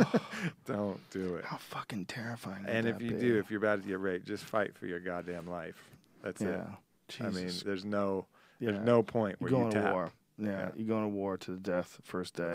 That's and you're it. probably going to die. You may die. Most likely. Most die. likely. But go out on your shield, Jesus son. Christ. Go out on your shield, son. Or don't go to Africa. That's another one. Imagine if Africa was the only place left. Imagine if there was some crazy fucking catastrophe. Most of the world got wiped out except the continent Africa. And we all hopped over there in boats from all over the world and battled it out for a chunk of the Congo. Try to carve your steak in Africa. The rest of the world's just a waste. Just a giant wasteland, a small... Well, Africa's small beautiful. population. It's just, all the people and influences and all the bullshit, all the corruption that's fucked it up. There's a lot that's fucked it Pretty up. place. And it's so fucked up in so many ways. It's like, how do you bring Somalia back? Very true. How do you bring Liberia back? How do you snap those back to the standards of, European cities like London? I don't know. I mean, the corruption is so deep-seated. There's that problem, and then there's the, kind of Middle East fundamentalist problem. Sure, it's also like nobody has any desire to go and use resources to help these poor people out. And these people who live in Liberia or live in Somalia or live in any of the really poor sections of Africa, like they got a really shit roll of the dice, location-wise. They were born in an incredibly impoverished place. And it's like there's got to be something that the rest of the world, gotta be honest about where these people are. The rest of the world's like, well, they can pull themselves up by their bootstraps just like we did over here in Munich. But no, the infrastructure of some spots is so much better to get born in those spots. I mean, I saw when I was there in the slums, you would see these shanties, these little shacks of basically sheet metal, and that's it, sheet metal, and they kind of put it towards the ground just to keep a little sun off their head and a little bit of shade in the day. But they'd be on hills, right? And there's no septic system, so they'd be on hills. So the people at the top of the hill would just be going to the bathroom in their huts, and the sewage would just slide through all of the rest of the places down underneath that. And, disease was everywhere, you see. And it's a really intense scenario, and generally a very good people. But one of the things, and very cool people there that you meet. But one of the problems is that the best way to get ahead in Africa right now, the way to get the most money is not start a business, be an entrepreneur, create something. It's to get a grant.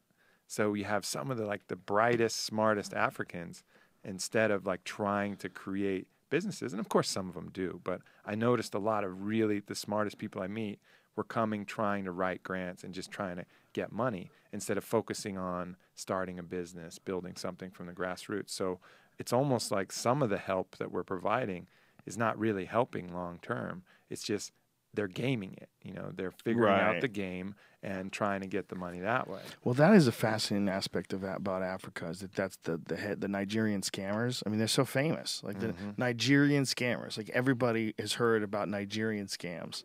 There's been so many of them, and so many of them where the dudes just get so duped. Like it's always like a guy, and they pretend that they're a girl. I can't get the that's looking gold for out. Love. Yeah, I can't get the gold. Dear You know sir, how easy it is to get gold anywhere?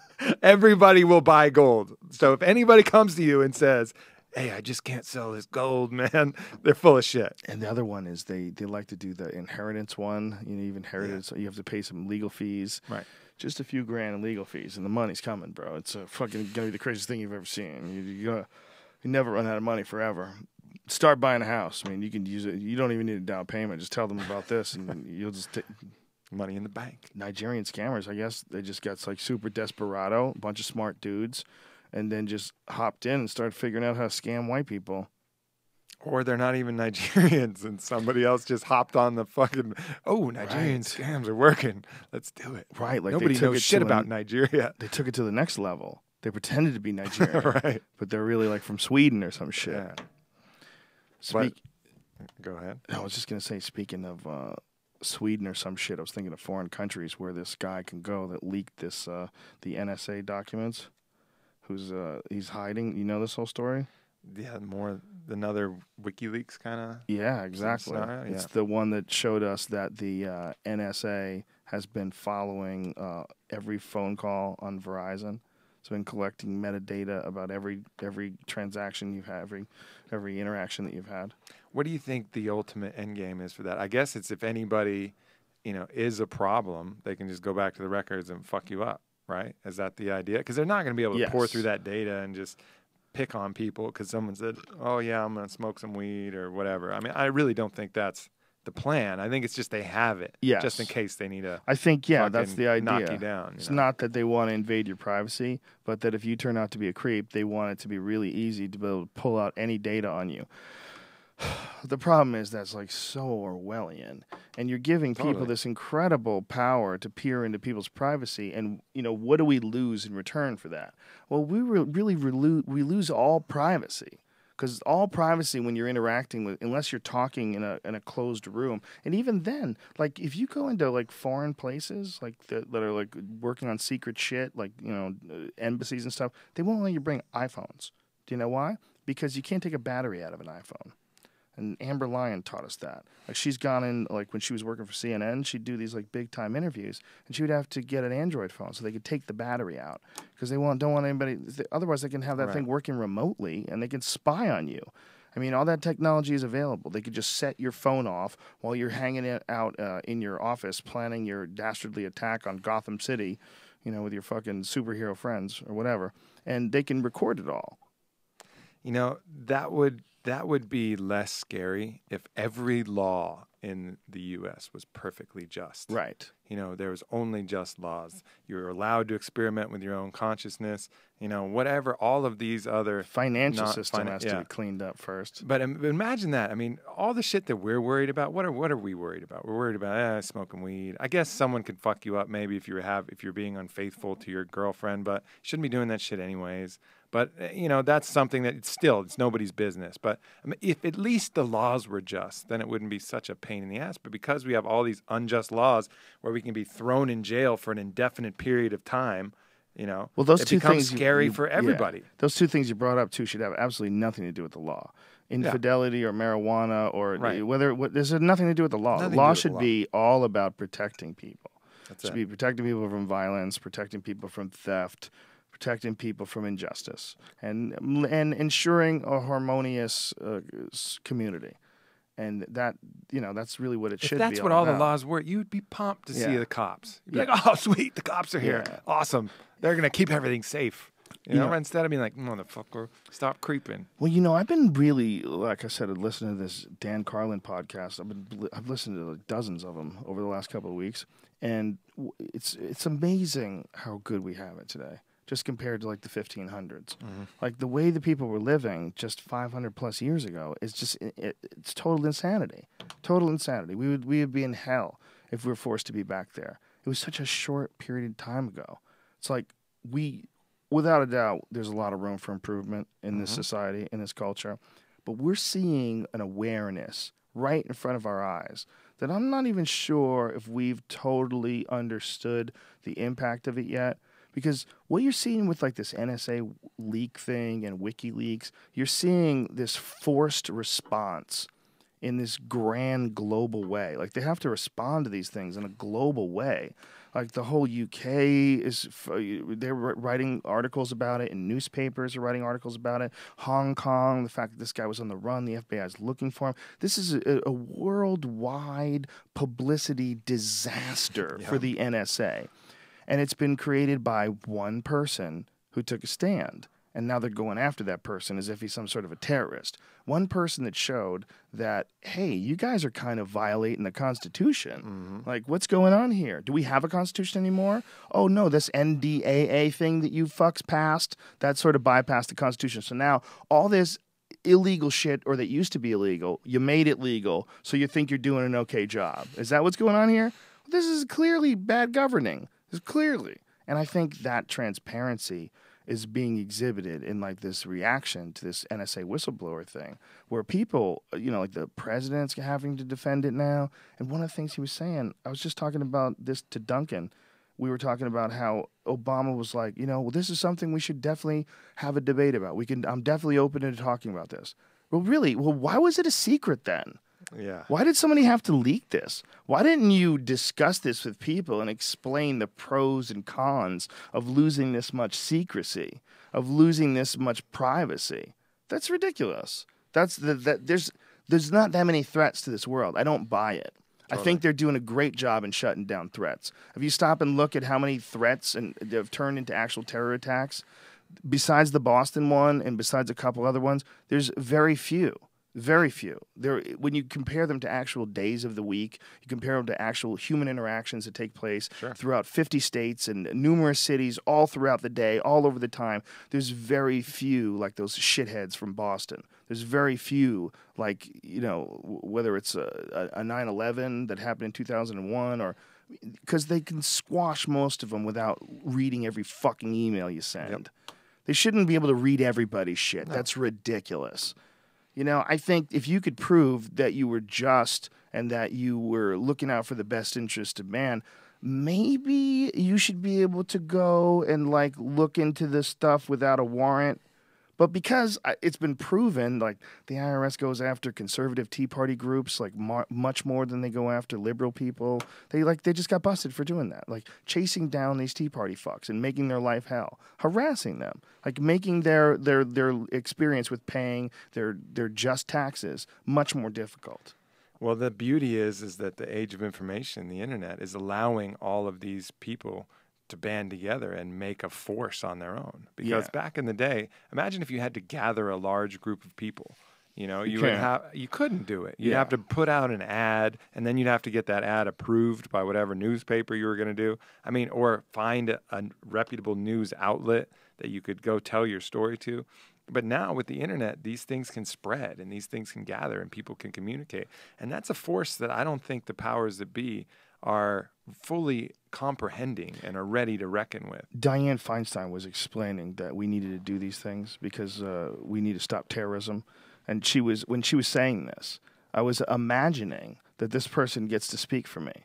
I was imagining like the ridiculousness of this person getting to speak for me, this silly person who, if there was a couple of us and she started talking, we'd be like, okay, yeah, stop talking. You're talking nonsense. Like, you're talking nonsense. If she was just around us right now and she was explaining why that would be important, she would look like a buffoon within a couple of minutes' time. She would be stammering. It would be a disaster. Yeah. There's no argument there. And there's not a single argument that you could point to where a competent society that cares about its citizens and it cares about the quality of life, which includes respect for your privacy, that culture would allow these ass fucks to just download every email you send. Duncan had a great way of describing it today. He said, could you imagine if the government in the 1960s said, hey, everybody that sends a letter through the mail, we're going to take it and Xerox it, and then we're not going to read it, but we're going to have it, and then we're going to send it back to you. And we're going to just keep all your letters in a storage facility in Utah. You'd be like, get the fuck out of here. You don't get to read my letters. Right. Why do you need to read? You're just, because when a person calls themselves the cops or the CIA or the FBI, they put themselves into some sort of a group. Now all of a sudden they believe they have power that a regular person doesn't have. Because if there's only two people on the planet, you and Mr. FBI guy, and Mr. FBI guy is like, I believe you might be plotting terrorism, so I'm going to read your emails. You're like, emails to who, you fuck? It's just you and me. No, you can't read my email. Get out of here. Go fuck yourself. You're just a person. But when you're in a group and you're the NSA or the CIA or the FBI or any fucking other three letters you want to string together, all of a sudden you have the power to go and do really rude shit to people. You know, and that's the problem with the big groups. And rude by throwing them in jail indefinitely. I mean, beyond rude. I mean, it's rude when your girlfriend reads your phone texts, even if you haven't done anything wrong. You know, it's just rude when people dig into people's phones. I mean, I write in journals and things like that, and one of like the most sacred things to me is that nobody picks those motherfuckers up. Because if somebody goes in and reads that journal, that means that every time I'm writing my innermost thoughts, there's going to be a little censor voice up there saying, oh, well, what if somebody reads this shit? I better not write this exactly how it is. Ooh. And as soon as that censor voice comes on, the whole practice of writing in the journal is fucked. That's why you should always write in a journal after you beat off. That way you're at your most honest. You already know you're a piece of shit. Just spell it out. I recently got out of a situation where somebody did that, you know, where somebody went in my phone and screenshotted every single text I have, every single photo, every thing, and sent it to themselves. And that now questions me when I talk to anybody, 'cause even if it's something legit, I don't even want to type it down anymore because of that. Yeah. I mean, there's like that program that's popular right now, Snapchat, you know, where you send a photo and then it expires in 3 seconds of your balls and stuff. People found out a way to hack that now, so you can go in there and take all those photos and all those videos that are supposed to be, you know, gone forever. Well, all you have to do, they're so silly. All you have to do is have two phones. Right. And you take a photo of the photo, right. And that way you don't even have to get a screenshot. You have the photo. Game. There were so many. It's a weak game. That weak game is weak. There were so many vagina shots that you just censored. No, these motherfuckers are playing tic-tac-toe. Listen, there's no girls with workable vaginas that we're going to send good pictures anyway. That's true. It's all this. The game's terrible. It's a terrible game. But that is scary, though, if you think about it, because texting is so popular nowadays. You don't realize what you're typing to people. Right. Like, you're typing secrets that only you and that person's supposed to know. Right. You know? And then, like, 6 months later, the NSA you lose your phone. Dun, dun, dun. Or you lose your phone, and you're like, oh, look at this guy. What he's talking about. Oh, look at this. Ooh. You know, you don't think of shit like that. And you should make your journal. You should like write it in like a very specific, like, do you have those those Scholastic white and black book covers? It's like that weird pattern that they had, and it was a hard cover, like TV. That was sperm everywhere. Well, you should only write in those, right? And write my journal, and then make up a dummy one with one of those ink bombs like they have for bags that they give away during bank robberies. And once you open some of your shit, blammy! Right Purple in the mug. Shit all over your face. Yeah. Green with envy and rotten desire. Boom. Just you fucking green fuckhead all over there. I like dirty green, like a rotten, stinky green. Or not. Don't write ridiculous shit down on paper and leave it around your house. If I was staying over your house, I'd probably fucking read it. If I went to use your bathroom and I took a leak and I was like, what is this motherfucker writing? And I'm on the shitter reading and you're like, why are you still in there, man? Oh, dude, I'm constipated. Hold on, and then you realize that your book is in there and I'm reading your book, most likely. Yeah, don't leave your journal in the shitter. Yeah, but that ain't gonna cut it. I only have books in the shitter if I'm not taking my kale shakes. Because if I'm on a regular kale shake program, gets the job done.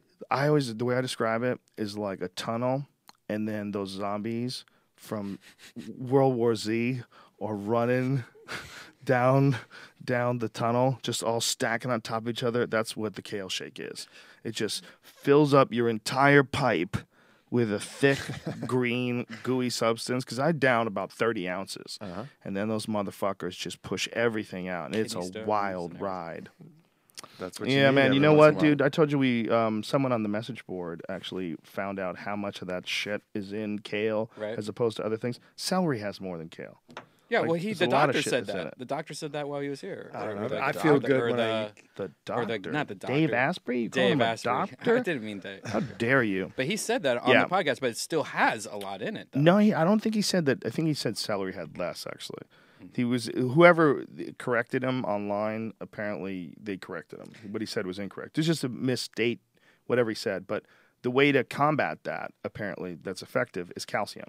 And adding calcium to your kale shake is supposed to offset the effects of any of that acid. Take your nightly TPC. It's got it in there. But what I was going to say is people discount how, the feedback that you're getting from your body yourself. Like you feel good when you have a kale shake, right? Like you can feel it. Like if there was something poisonous in that, I really trust that the body would be like, yo, don't drink AIDS this. pussy feels You're good paying as this. regular pussy. No, it doesn't. It's supposed to be really warm. Yeah.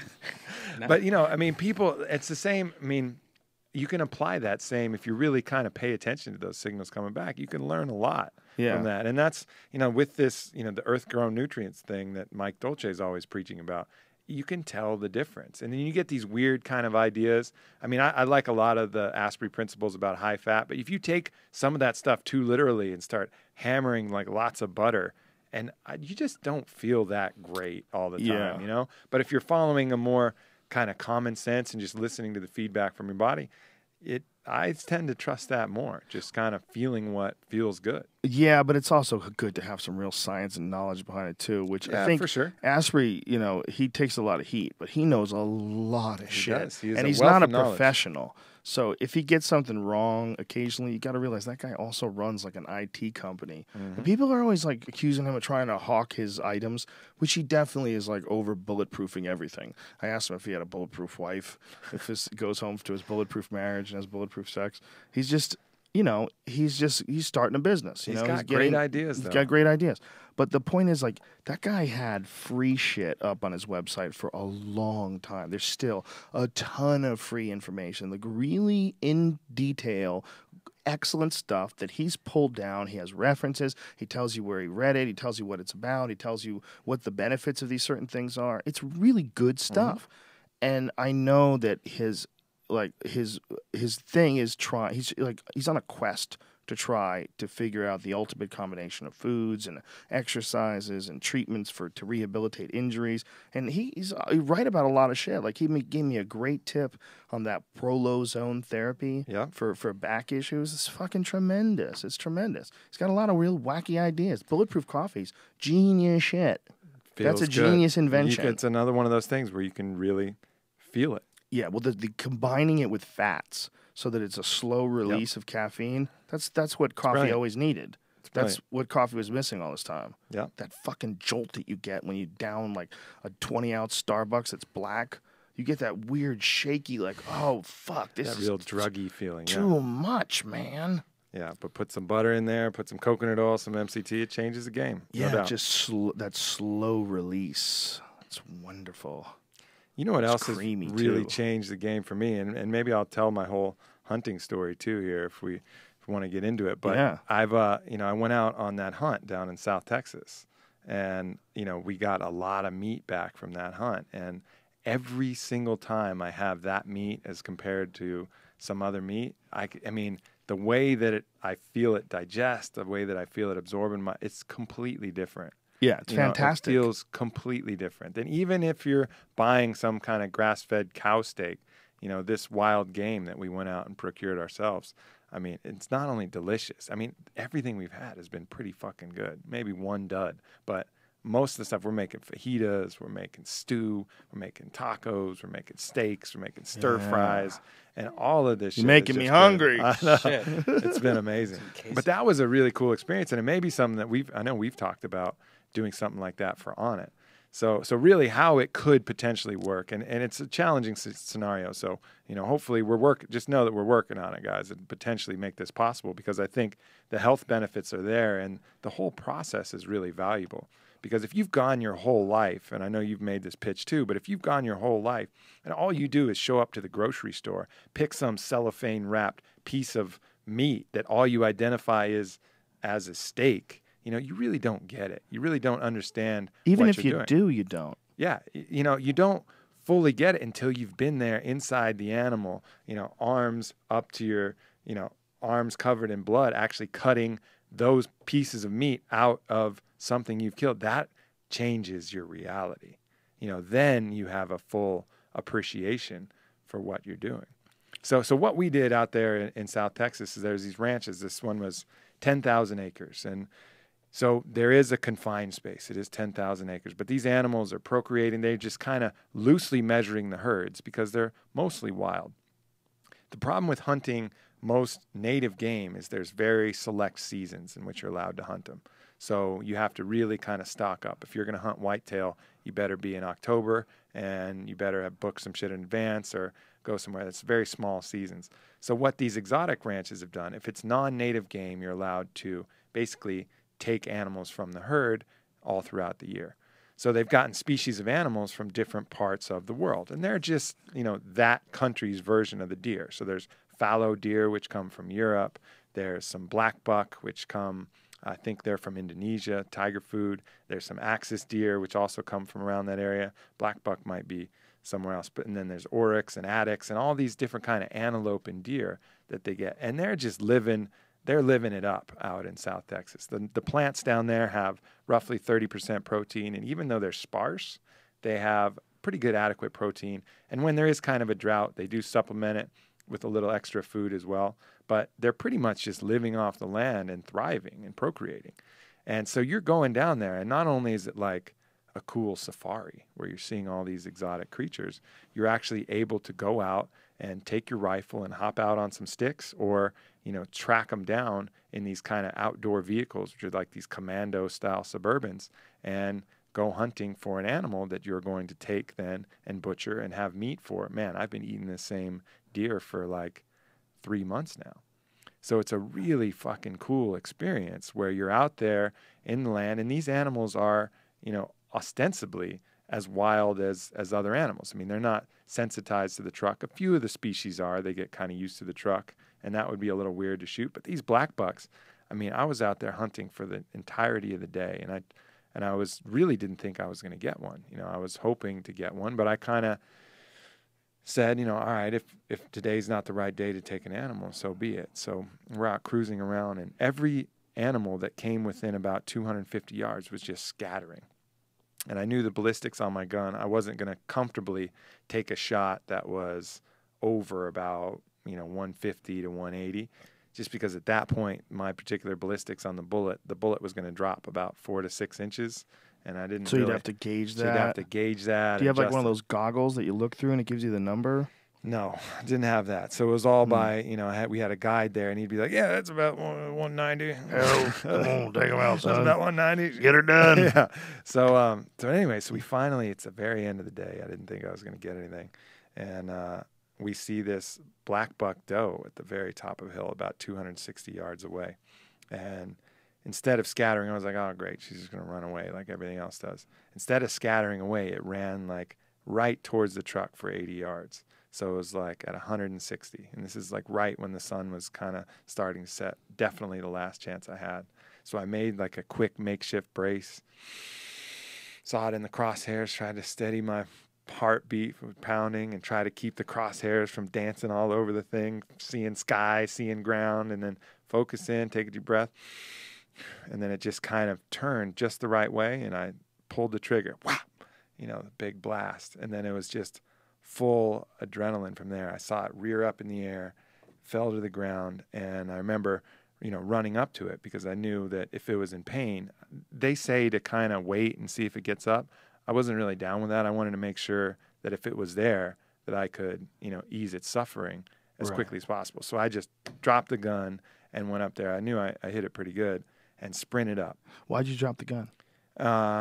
It's just it was heavy and clumsy. I had a knife on my. A knife? I had a knife on my side. So you're going to do it knife style? You weren't going to use the gun? No. Well, because the gun can spoil meat. right? If you miss with the gun, you could hit a shoulder, which is going to be 10 pounds of meat. You could, miss and clip some backstrap. You could, really the cleanest way to do it to preserve the meat, which is why you're doing it, so you can kill less animals, is with a knife.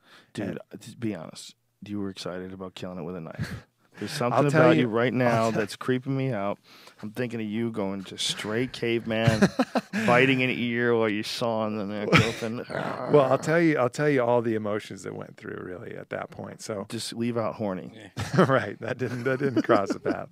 So, so we ran up there, and obviously your heart's pounding, and it's a really weird experience. And I go up and I see it, and it was still alive, but it was probably bleeding out. It was definitely bleeding out. I caught a piece of the heart, a lot of lung, and it was definitely bleeding out. But I wanted to make sure that it didn't suffer. But at the point that I got up there, the feeling wasn't any feeling of like, it was nothing but just pure gratitude and appreciation for this animal. And I put my hand on its neck and pulled the knife out, which is, actually a very special knife to me. It was one that my uncle gave to me before he passed away. And I, put my hand on its neck and quieted myself, and then put it into the heart. Woo. And I could feel the heart reverberating through the blade of the knife into my hand. Whoa. And I pulled it out and just kept my hands on it, one hand on its chest and one hand on its neck, and could kind of sense the life leave the body. And, I said a little prayer, kind of Avatar style, wrote one up beforehand. It's, basically the idea is, as your spirit goes back to the source to nourish new life, may your flesh, nourish our bodies in this life. Thank you, sister. That's very Avatar-like, It was dude. very Avatar-like. If you said it next to me, and I would never let you live it down. I'd be saying, thank you, oh, sister. It's true. While we're eating it, I'd be laughing. For me, like, and our guide, silly bitch. And our guide would do the same thing. Most of the people down in South Texas. The guide did it too? No, they would say the same thing as you. I mean, this is for me what I needed to do. I thought you were saying they would say the same thing as you. Like, what no, kind no. of hippie nobody Texas would say people the you same partying shit as me. But for me, that's what I needed to say. Like, hey, that's no, the way I'm that giving I you a needed to do hard it. time, but the reality is that's a beautiful way of approaching it. I mean, it's just something easy to make fun of, and I'm a hack. It was right there. I couldn't let it go. But then, I look at its eyes, its face, and its face was covered in these spines. And so I thought it hit a cactus. And they were like all up in its eyeball and stuff like that. And then I smell the flick, I hear the flick of a lighter and a cigarette, and it's our, country guy. He had like a Budweiser and a cigarette. I don't know. He's a South Texas guy. And he says, "Oh, porcupine spines. You won't see that one time in 1,000." And so basically some porcupine had whacked it in the face, and the spines were working their way through its eyeball. So it was like kind of a cool feeling to know that at that point, I had taken an animal out of its misery, right, so to speak, too, which was not necessarily my idea. I was going to take an animal that presented it, but that happened to be the one that presented itself. But then a really weird thing happened. I got really angry at the porcupine. Like, my love for the animal, my appreciation for the animal was so strong that I fucking hated that porcupine. Really? Like, I felt like that was an enemy. Like, if someone, I think you're slapped projecting. your sister. Yeah, no. The porcupine, all it did is poke it in the eye. You fucking stabbed it. But that's what's Shot weird, it and right? stabbed Right? it. That's what's you went weird. straight Detroit on that fucking poor deer, and you're like, cunty porcupine. That's what's ironic, is that, I'm the killer. I killed it. The porcupine was just doing its thing, but I hated the porcupine like it was something that, like, slapped a friend of mine. That's so weird. Yeah, well, I guess you had an intense experience with it. Yeah, so then, and then from there, we went there and skinned it. You have to avoid the stomach because the stomach smells like old guacamole, smells terrible. Right. So I tried not to puncture that. I got a little nick in it, but I did a pretty good job. And then you clear all the guts out and then, cut all the pieces away. But then we went fully from there to skinning it and then butchering it entirely. And it was cool to feel, the best part of the meat is the tenderloin. That's what, these filet mignon, Chateaubriand, that's what all this tenderloin meat is. It's really tender. But not until I was up in there actually cutting the tenderloin out and feeling what it felt like. It feels more like organ meat than regular meat. Did I understand, like, oh, this is a different part of the animal. This part of the animal is up inside, like, the cavity itself. It's not on the exterior part, so it works less. It's just different. It feels different. Yeah. And that's why it tastes so delicious. And then the other parts, like the haunches, the backstrap, they have, like, kind of a more sinewy, grittier feel. Well, the backstrap is the up along the spine. Loin. It is the loin, yeah. No, the backstrap is right along the spine. Right. On either side, on the exterior. The tenderloin is actually up inside the animal, underneath. Like you go inside the rib cage. So it's actually connected to the out from backstrap. inside. It's another section of it. No, it's completely different section. The I backstrap thought it is was the along, same thing. Yeah, no, the backstrap is alongside of the spine, and then the tenderloin is up underneath the animal, part of the internal muscles that move the legs as well. There's a really cool video of a dude taking apart a pig. I have it on my Twitter. If you want to see it, it's kind of fucked up. Like, it's on my Twitter from a while ago, so I don't know what the name of the video is. See if you can find it, Brian, because I know you're not doing anything else. You want to show that on Ustream? I think you can. Dude taking apart the pig. But my point is, when you watch it, like you watch like the set, like there. Oh well, there's bacon. Oh, Yeah. oh well, there's the ham hocks. Oh well, there's Right. that. There's this. There's the pork loin. There's the when you're watching it like be dissected from an actual pig, broken down. And he does it in like 3 minutes. They're fast. Yeah. This guy just hacks through this fucking thing. He uses a saw in some spots. This isn't it. This is 4 minutes. This is taken apart, but this is taking apart a cooked pig. This guy's got a raw one. That's the one you want. You want the raw pig. Gross. I think this is probably. Yep. Well, this isn't the one that I had seen, but this is similar, where they just start slicing through, and it goes from an animal to meat, and it makes that weird transition.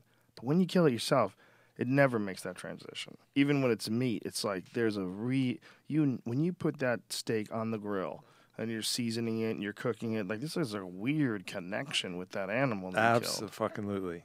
Absolutely. Most people don't get that, you know? They Yeah. don't ever have a chance to get that. Yeah, and it's definitely something completely different. It changes your whole opinion of the meat, and probably there's some placebo effect in there because of your emotional state towards the animal, but there's also really feels like there's something tangible there too. Some deeper appreciation that actually manifests. And I don't know. I mean, your mind is so important in so many bodily functions. To think that your mind couldn't affect your digestion or absorption or things like that, I don't think that's unreasonable either. But whatever it is, whether it's tangible or whether it's mental, the connection and the way that you, approach and digest, assimilate that meat, which was, energy from another animal, it's just different. Yeah, and even if it's not, I mean, it is healthy, and if you think it's different, it becomes different. Yep. If you have this, even like you can't. It's hard to dismiss the emotional connection that you have to it, because that emotional connection is very important. It is. Emotional connections are something that people poo-poo. Oh, you're just emotionally attached to that. Well, maybe it's good. Maybe it's something that you like. Keep that thing. Whatever the fuck we're talking about. Emotional connections are not necessarily bad. And if you have an emotional connection like that, it would make the meat feel better, make you feel better, like about your sustenance. Every time we cook this deer, we're pumped. Yeah. Like, we're excited about it. Oh, this tastes so good. And it really does taste good. But just the feeling of having gone out there and, caught it, butchered it, put it in our freezer, and then cooked it up, it's like a connection to something that, our ancestors have been doing for thousands of years. Yeah, it really is. It's weird.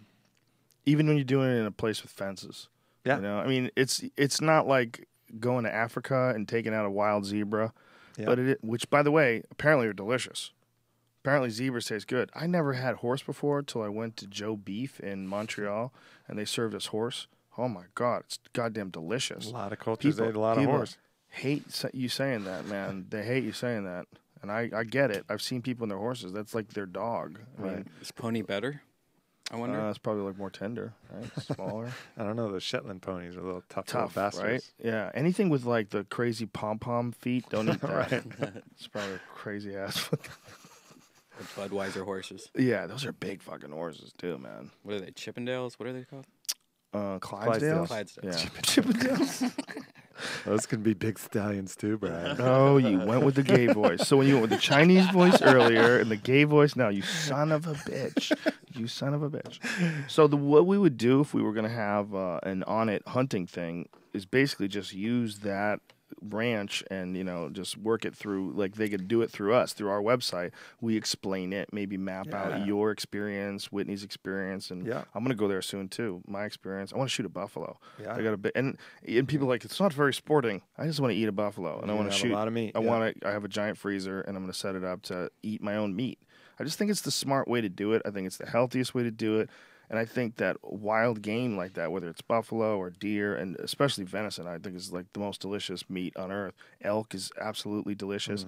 It's really the smart thing to do if you can do it. If you have the time, if you have the finances to go to a place and hunt, it's really the smartest way to gather meat. I mean, it's a way we really should all do it. And if we did, we would have a totally different sense of like this connection between man and nature. Absolutely. Yeah. And you could combine it with a lot of other cool stuff. We could do, kettlebell training, workouts, mace, club in the day, get people familiarized with that aspect, have some talks and discussions about different things in the nights and make a cool experience out of it. The problem is that you can't really get that many people with guns together at the same time. And we got a lot of awesome customers who want to go do this. So it's like, can we do these things at 10 at a time every 2 months? I don't think so. No, so the scalability of the gun thing is really challenging. But we're going to try and get some face-to-face, some kind of program. I think the only thing smart to do with the gun thing is to let them do it. Let the ranch do it. We don't have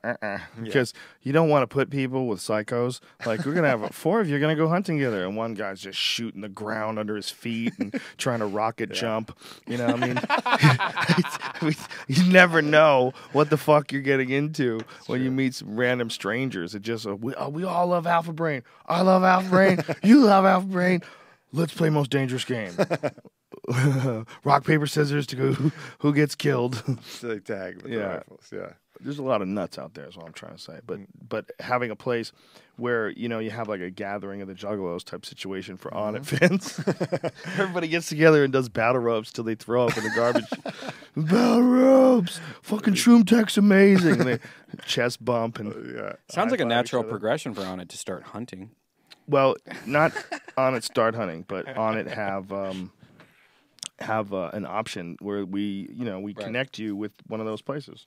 Yeah, it would be a cool program. I would love to have like a Ted Nugent style setup, and it's definitely not the same as going out into like the woods of Alaska and going and getting a brown bear. I think what I would call it is you call it conscious meat acquisition. Yes, that's a great way. It's like you're acquiring your meat in a conscious way, and that's really it. It happens to be at the tip of a rifle, but that's really what you're about doing. Do laser tag hunting with animals. Well, it's a funny thing, man. People do that with photos. People try to get the crosshairs. Yeah, they do that. They close up on them. It's really dangerous in mountain lions. People try to do that.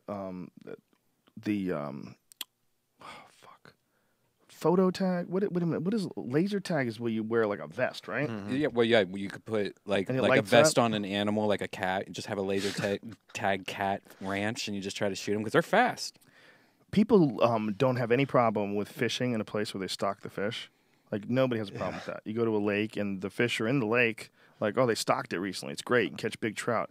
But if you go like to a fenced-in place and hunt an animal, you're a piece of shit. Yeah, I guess the mammal thing. Fish don't seem they're so different from us. I had a cool experience fishing though recently. I've always gone rod and reel fishing, and that's really foreign. You're just kind of waiting around, and all of a sudden, zzz, and you're like, oh shit, and you grab the rod and you reel it in, and you hope you get something, and then someone whacks it on the head, and maybe you pull the hook out if you're brave. And sometimes you're with somebody who does it. Whatever that whole program is, it's different. But I went spear fishing recently, which was kind of like a little bit of a different paradigm as well. That one feels a lot different. It's like hunting, but for fish instead of fishing, because you're out free diving with this big wooden, archaic looking thing with these bungee cords hooked to this little metal, spear, and you're just free diving down, 8-10 feet and chasing after these fish and trying to spear them. So is it a spear gun? Yeah, so basically it's an old trigger spear gun? The trigger releases the bungee cord. So you wrap these bungee cords like this. You pull them manually like this. Okay. And they go on this little rod, right? And the spear slides in a groove, and the bungee cords are behind the rod, right? And then when you pull the trigger, it just releases the thing that's holding the bungee cords, like a rubber band gun, kind of. And so it releases that, and that propels the spear forward through the groove, and the spear is attached to a cord, right? So the bungee cords, it's all full manual energy. You pull the cords back, wrap it around, and then release it, and the bungees go. But it's really particularly challenging because as soon as the spear hits the water, it starts to dive a little bit. It doesn't always go perfectly straight because of resistance. It's not like air. Which So has how very close do you little have to resistance. get? You know, good people who are good could probably do it, 12 feet, 15 feet, maybe even farther. People who suck like me initially, like I had to get like right up on these fish to get them like 6 feet, 8 feet. How many did you miss before you got A one? ton, a fucking ton. I was missing them constantly, and you're swimming around this hard current. But the cool thing is some of the fish you can catch with the hook, like you can get snapper, which is really delicious. But the guide on the boat, and I was down in Mexico doing this, the guide on the boat was telling me that parrotfish taste like lobster, and I should really get parrotfish. Well, parrotfish are they have this little tiny mouth. All they do is eat algae, and you never catch them with a hook because you can never get a hook in their little tiny mouth because you got nothing they want to eat that's on a hook, unless you had a really algaed hook or whatever, but it would never happen. So, but with spearfishing, you can actually target these fish, and so we got one. Actually, Whitney got it. I didn't get it. I fucking kept missing him.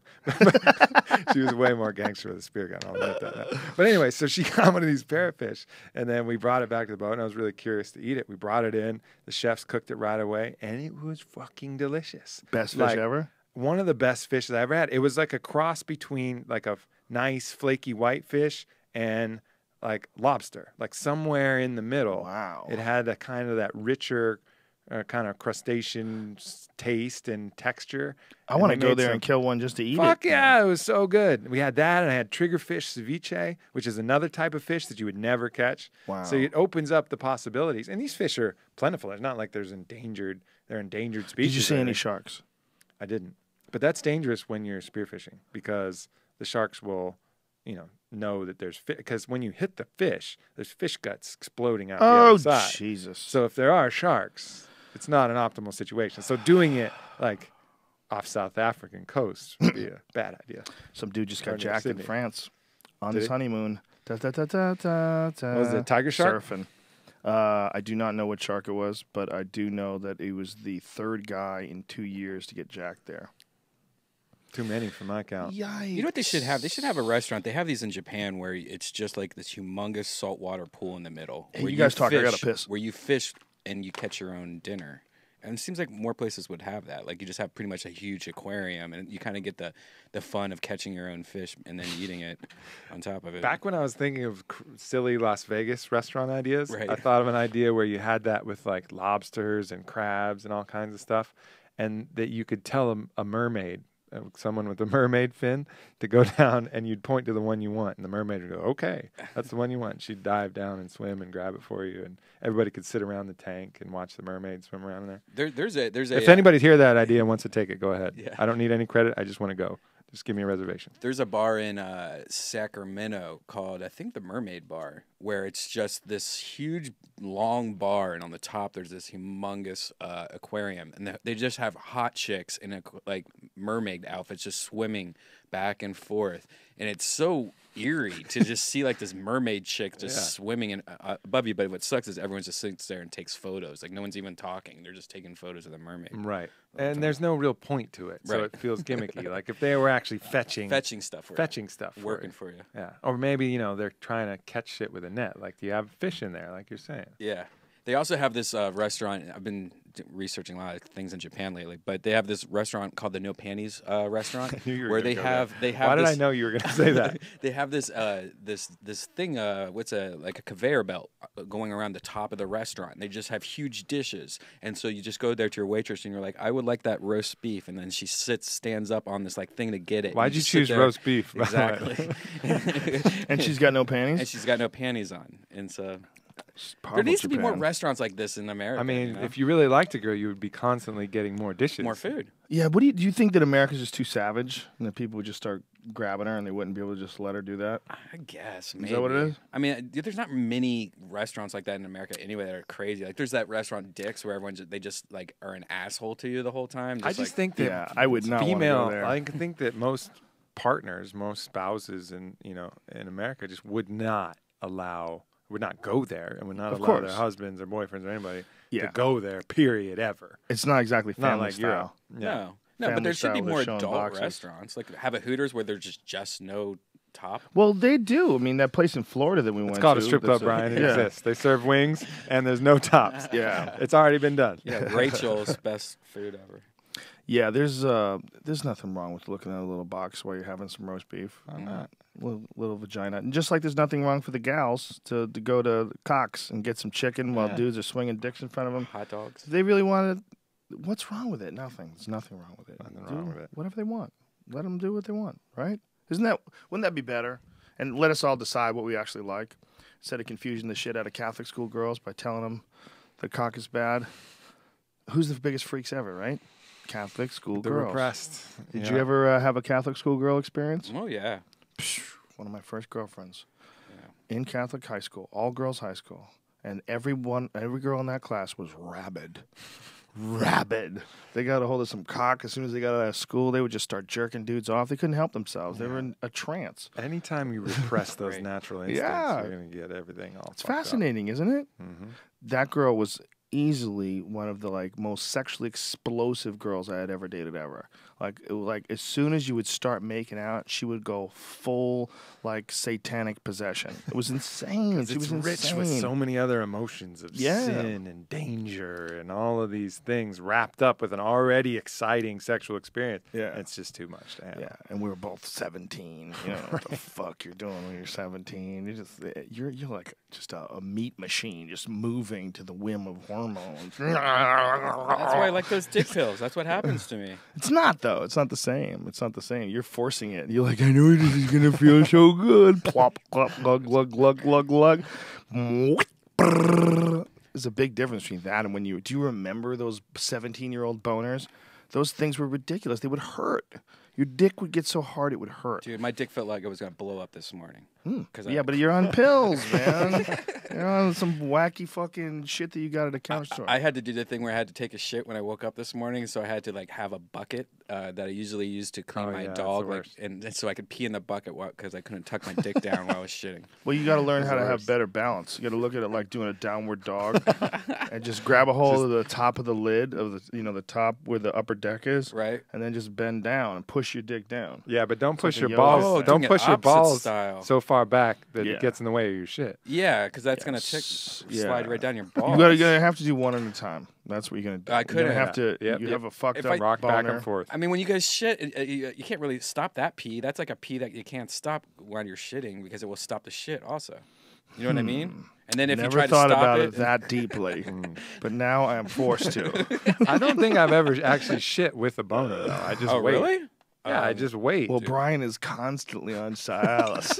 He's just all day, every day, can't get rid of boners. It's affecting the way he shits. He's like holding it in because he knows his boner lasts for 6 hours. Another 3 hours, I'll be able to shit. Yeah.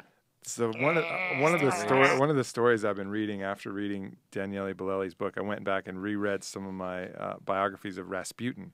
You know anything about that guy? Yeah. He had a wart on his dick. Yeah. Freak bastard. Yeah, apparently he Chicks had a loved him. foot-long dick with a wart at the root of it. Well, didn't they save it after they killed him? Yeah. Yeah. The guy, well, apparently Just pull it up, Brian. This Prince Rasputin's cock. Prince Yusupov was apparently tried to make homosexual advances at Rasputin, who wasn't feeling it. Rasputin was a old, hard-drinking Siberian peasant wizard. Right. And he liked women. And that was part of the adaptations he made to his religion, is that he always struggled with the fact that, you couldn't have sex in Christianity, but he wanted to be a, man of deep faith. Brian, it's right there under Google Images. Rasputin's cock. They really do have it. Holy shit. So yeah, he... oh, God. Put it up. He would go and he'd struggle with it. You're allowed to have that on Ustream. I talked to Brad today. Why is that? It looks like a potato and Put that up on Ustream, please. and a There you banana go. had Look a at that. combination. That is Rasputin's dick. But apparently he could basically Penis, I like. should say. That's so fucked up. So he made an exception in his religion. He saw some birds singing, and this is his story. The birds were singing, and they were moved by sexual desire to sing such a beautiful song. And if the God made the birds sing to create such a song and bring that out of them, then man's sexual desire must be for the same thing. And then he had this revelation in the forest, probably eating Amanita muscaria mushrooms. And then apparently he came across three women bathing, and he made love to each of them in turn. Whoa. And then prayed more clearly than he'd prayed in months. Of course. And it was solidified. Yeah, really, because your mind is totally clear. Stud with his giant dick. So, Fuck him. so after that point, he was like, okay, so God didn't strike me down, and I'm praying better than ever. So he adapted that to his kind of philosophy. But apparently he had, he was kind of a bit of a hypnotist, wizard, whatever. I don't know how far you want to go with his powers, but the reports were that he could contract and dilate his pupils at will, like through mental control. So he could do like weird shit, and he had a huge dick and would just cut a swath through all of Russia. Well, saying that, everybody. that he was able to dilate his pupils at will, it probably means he was on drugs. Probably. Yeah, most likely. Probably. A giant dick dude on drugs. And look, they cut. And They, that's didn't, where- they cut it. They didn't cut it off at the end. Looks like they went in and kind of dug some of the dick out of Yeah, it. what they had to do to kill him. So apparently, this guy Yusupov probably the balls, invited bro. him. A lot of They're people old. didn't. A lot of people didn't like him. They hated him for because Yeah, he was probably fucked everybody. there was accusations bitch. that he was fucking the Tsarita, and because he was healing Tsar Nicholas's son. Oh. So all these kind of people were jealous. At one point he was having so much sex. He loved drinking and dancing and fucking, and he was in this bar and he's all haggard, and they're like, "You're not Rasputin," and he's like hell I'm not, and he pulled his pants down and waved his dick around, and it was like, "Oh, you're Rasputin." Okay, whatever. Damn. But anyways, this one guy Prince Yusupov apparently wanted to have sex with Rasputin. Rasputin wasn't down with it, and the tide had kind of turned against him in popular culture, and he told his family that he was probably going to die. So they go there and they start feeding him cyanide cakes, right? And apparently fed him enough cyanide cakes to kill many, many people. But that didn't work. Rasputin got a little bit sick, and then he kept eating the cakes, and he was like, "Play me some gypsy music, Yusupov," and started dancing. So they're like, "Oh, fuck, this isn't working." So then they took out a gun, shot him in his back, bam, bam, bam, shot him right in the torso in his back. And apparently he just roared like a bear and stared at him. So they all freaked out, started kicking him and stomping him, and kicked his head in, kicked him so hard that his eyeball fell out, and just totally beat him to a bloody pulp. And then wrapped him in a carpet, wrapped him in chains, and threw him in a frozen river. And then when they found the body washed up, he didn't die of any of that shit. He died of drowning because they had the water that they saw in his lungs from him gasping for air. Wow. So whatever the fuck what this guy was doing, he was a strong motherfucker. Like, no They doubt were about really unhappy with him. that. Yeah, Dude, his dick was 11 inches that's big. and as thick as most men's wrist. That's what it And says. apparently the Russian women were all about it. That is back in the incredible. day. The dude was just super gangster. What do you mean it doesn't look that big? It's bigger than that chick's whole entire head. It's soft. No, it's not. Dude, it is. Oh, you son of a bitch. I don't think you're allowed to do that. Brad from Ustream will frown upon those kind of shenanigans. We don't want to get them in trouble, Brian. Look, I think I found Bigfoot. Look in the jar. Shut the fuck up, dude. Stop.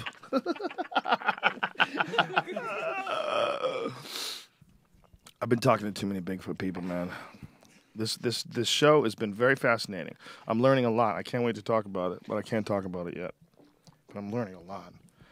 Learning a lot about crazy people, son. Sasquatches too? Oh, I'm learning a lot about everything. It's all connected. It's all connected. Psychic, shit. Sasquatch, the whole thing. UFOs. Do you shave all your Part pubes, of Joe? one of- No, I shave my balls. You And do I shave your trim balls? the upper stack. Do you put shaving cream on, or you just lightly glide the blade I'm over? glad you asked, Brian. I like to use a double blade razor and defense soap. I lather up the old saccharoony, With soap. get it nice and primed with soap, and then just the razors of today. You don't need Only to 2 blades, bro. fucking. You could go 5 blades. I don't know how many blades are on there because I can't count. So I just get in there, whatever it You says. never nick it? Never, son. These razors are so good these days. You're not gonna nick it unless you're not paying attention. What about asshole? I let that go. You let it go. Welcome to the jungle. We got fun and games. I don't know what's going on back there. I leave it alone. I wash it whenever possible and ignore It's it like the rest of the time. It's like a squirrel with a bullet wound. I'm very happy with the balls forward. Everything back Does is all an you- outsider. I don't know where it fits in the equation. Does I your don't want shit to look do like with a it. rake went over it? My shit usually looks like it's like there's a lot of green in there, like chunks of leafy vegetables, until I gorge on meat, and then it becomes hard and chunky. Brian, do you think that hairy vaginas are making a comeback? They are for sure. They are, but I mean, there's 2 different kinds. There's the ones that have always had the hairy vagina, and then there's the girls that recently, like, I'm taking care of this and bringing it back because there was one recently where it was just like, no, this is like 70s vagina that hasn't been touched since the 70s, and I think That's a little too much. yeah, that's too much. That's disgusting. I you know what? I like it completely shaved. Yeah. There's nothing wrong with that either. It's interesting, though, what a total victory porn has had over the way women take care of their vaginas. Complete, total victory. They've internalized the whole philosophy. Yeah, well, they had to keep up. They had to compete. Too many guys were like looking at these perfectly shaved vaginas and with girls licking them and, you know, beating off to them. And then the women catch them and they're like, this motherfucker likes this shit. I got to shave it all down. And like the little Hitler ones that the girls do, that's almost like, hey, you're putting an eyelash or an eyebrow on your pussy. That's creepier to me than having... Here's the thing, man. I never had a problem with the big bush. You know, when girls started trimming it all down, I was like, yeah, I guess that's better. But do you remember, like, when you were in high school and girls never shaved it? Yeah. It was always craziness down there. It was chaos down there. Yeah. And you didn't get upset. You know, you didn't No. get bummed out. You remember, like, we'd tell stories, like, dude, all the way up to her asshole, just hair everywhere, fucking hair all over her back. There's a girl that I dated who had hair. She had hair everywhere. I mean, it was crazy. She had, like, her lower back was hairy. You know, she was hot as fuck, though, dude. It didn't matter. She was just... I could not deal with that. Oh, you could have. Trust me. You could have dealt with it. I'm definitely down with the whole hairy, whole thing down there. It Let doesn't go. bother But me. then the armpits still and the legs. I can't deal with that yet. I'm not even good with that when I see a little light fuzz on their cheek. You know, when the sunlight hits it right, that creeps me But out. the armpits and even the hairy legs, not so much. But the armpits still fuck me up a little. I was friends with a gal who went to an all-girls college in Boston. I forget which one, but it's she was super left-wing, like the most left-wing person I ever dated. Like vegetarian, like full-on. Her friends didn't shave their legs at all. She didn't shave her legs either, but she was blonde, so you couldn't tell. Right. But her friend looked like a hobbit. It was the strangest thing ever. We went over her house. Her friend was Greek, and she had hobbit legs. Her legs were just black with hair and black feet. And I feel like a complete and total hypocrite to say there's something wrong with that. Total hypocrite. It doesn't really fit right. It doesn't fit right? at all. How dare I say dare anything It's true. is wrong with that? If that's her choice. But damn, it was gross. Didn't matter. I have no business thinking it's gross. I'm fucking grosser for sure, but it was gross. I had to get out of there. It was freaking me out. It was fucking hairy feet. It was just so weird. They were so weird. They both came from money and educated parents, and they were like just fucking fighting the power tooth and claw. And I guess I really appreciate that in a lot of ways. Like, you know, if you have like really oppressive parents or very strict parents and want you very rigid in their focus, you want to break away from that and like form completely radical opposing opinions. Make a statement. But when the armpit hair starts creeping, like I've been to Newbie, it starts creeping over onto the tit, you know? You ever date a girl with hair on her tits? Yes. On the nipples. Yeah, on big the hairs. nipples. They didn't do a damn But only thing on the about. nipples. Yep. Right? Yep. Esther had one. That's a little Esther weird. had one really Bringing long. me back to weird places here now, Joe. Esther had one really long and it got caught in between my two front teeth and I plucked and she screamed. And Jesus, son. That's not true. Wow, you just got called out, son. You just got called the fuck out. Now, you need to tell the truth, though. Is it true or is it not true? Yeah, it's true. Totally true. Yeah, So in a somebody Hey, was I was rude. wrong. Somebody's rude for Just no being reason. rude to Brian. Sorry, Someone was Brian. I someone was apologize. No perfect person right there. All right, let's get the fuck out of here. It's late. It's 10:30. I've been working all day talking to crazy people. And I talked to a senator today about UFOs. Can't wait to tell you, but you're going to have to. Hey, if anybody hasn't seen any of my latest videos, I just did one on the psychedelic experience. Pretty cool. Please try and check it out. Yeah, you're doing like these Like Jason Silva style inspired video pills. Yeah, and they're fucking good, man. What was that? The one on the psychedelic experience? Yeah, it's just called The Psychedelic Yeah, Experience. It's it's- vimeo.com/warriorpoetus, and you can check them out. It's fun. That's a very good one. It's very fun. I enjoy it very much. I like that you're doing that too, man. And it's really easy to criticize those things. It's really easy to mock them and make fun of. Yeah. And if you were in front of me when you did it, I probably would have mocked you a little bit. But it's not that it's not good. Trying to put some info out there. You're you know? putting the right vibes out there, and that's the problem with the right vibes is they've been co-opted by silly douchebags. So if you get in that mix, that energy, vibe, love mix. Yeah. You can, you immediately like, what, bitch? What are you doing? What are you trying to do over there? Are you starting a Trying to cult? be tricky? Are you a shaman? You fuckhead? It's like, no, you're trying to do the right thing, but there's so many people that aren't, are mixed up in the same vein. That's why I hear going to Burning Man's a lot of fun. Good fucking luck with that. Good luck with that, because there's at least 10 dudes there that you do not ever want to be stuck talking to, and they're in a tent right next to you. There's at least 10 dudes. 10 dudes out of 20, I would say, at least. Maybe, let's be super generous. If Burning Man has 50,000 people, I don't know how many people it has.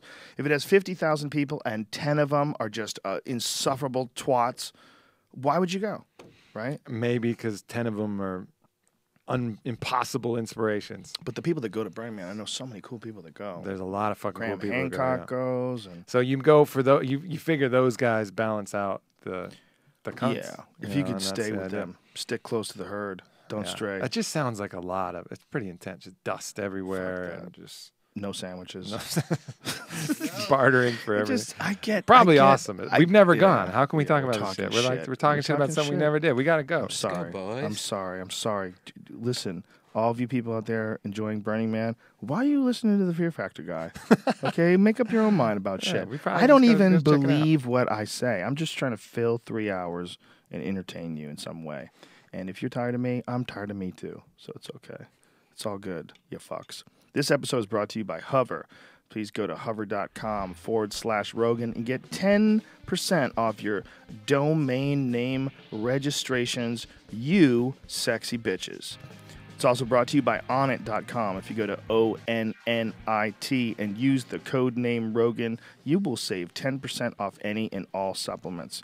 Go and check out all the cool new shit we have. If you haven't been there for a while, we got a lot of new stuff. So a lot of food, Killer Bee Honey, because it's gangster. And all total human optimization. That's the goal. And thanks to all the customers out there. You guys are some bad motherfuckers. You're great people. I've really enjoyed interacting with all you guys, and I just hope that we can continue to be some small part in pushing you towards whatever your masterpiece of life is going to be, whatever is going to help you be better. I hope we can just play that small part, and I certainly appreciate all the support we've had. It's been amazing. A massive amount of positive people. And you put it out there and it comes back to you. That's it.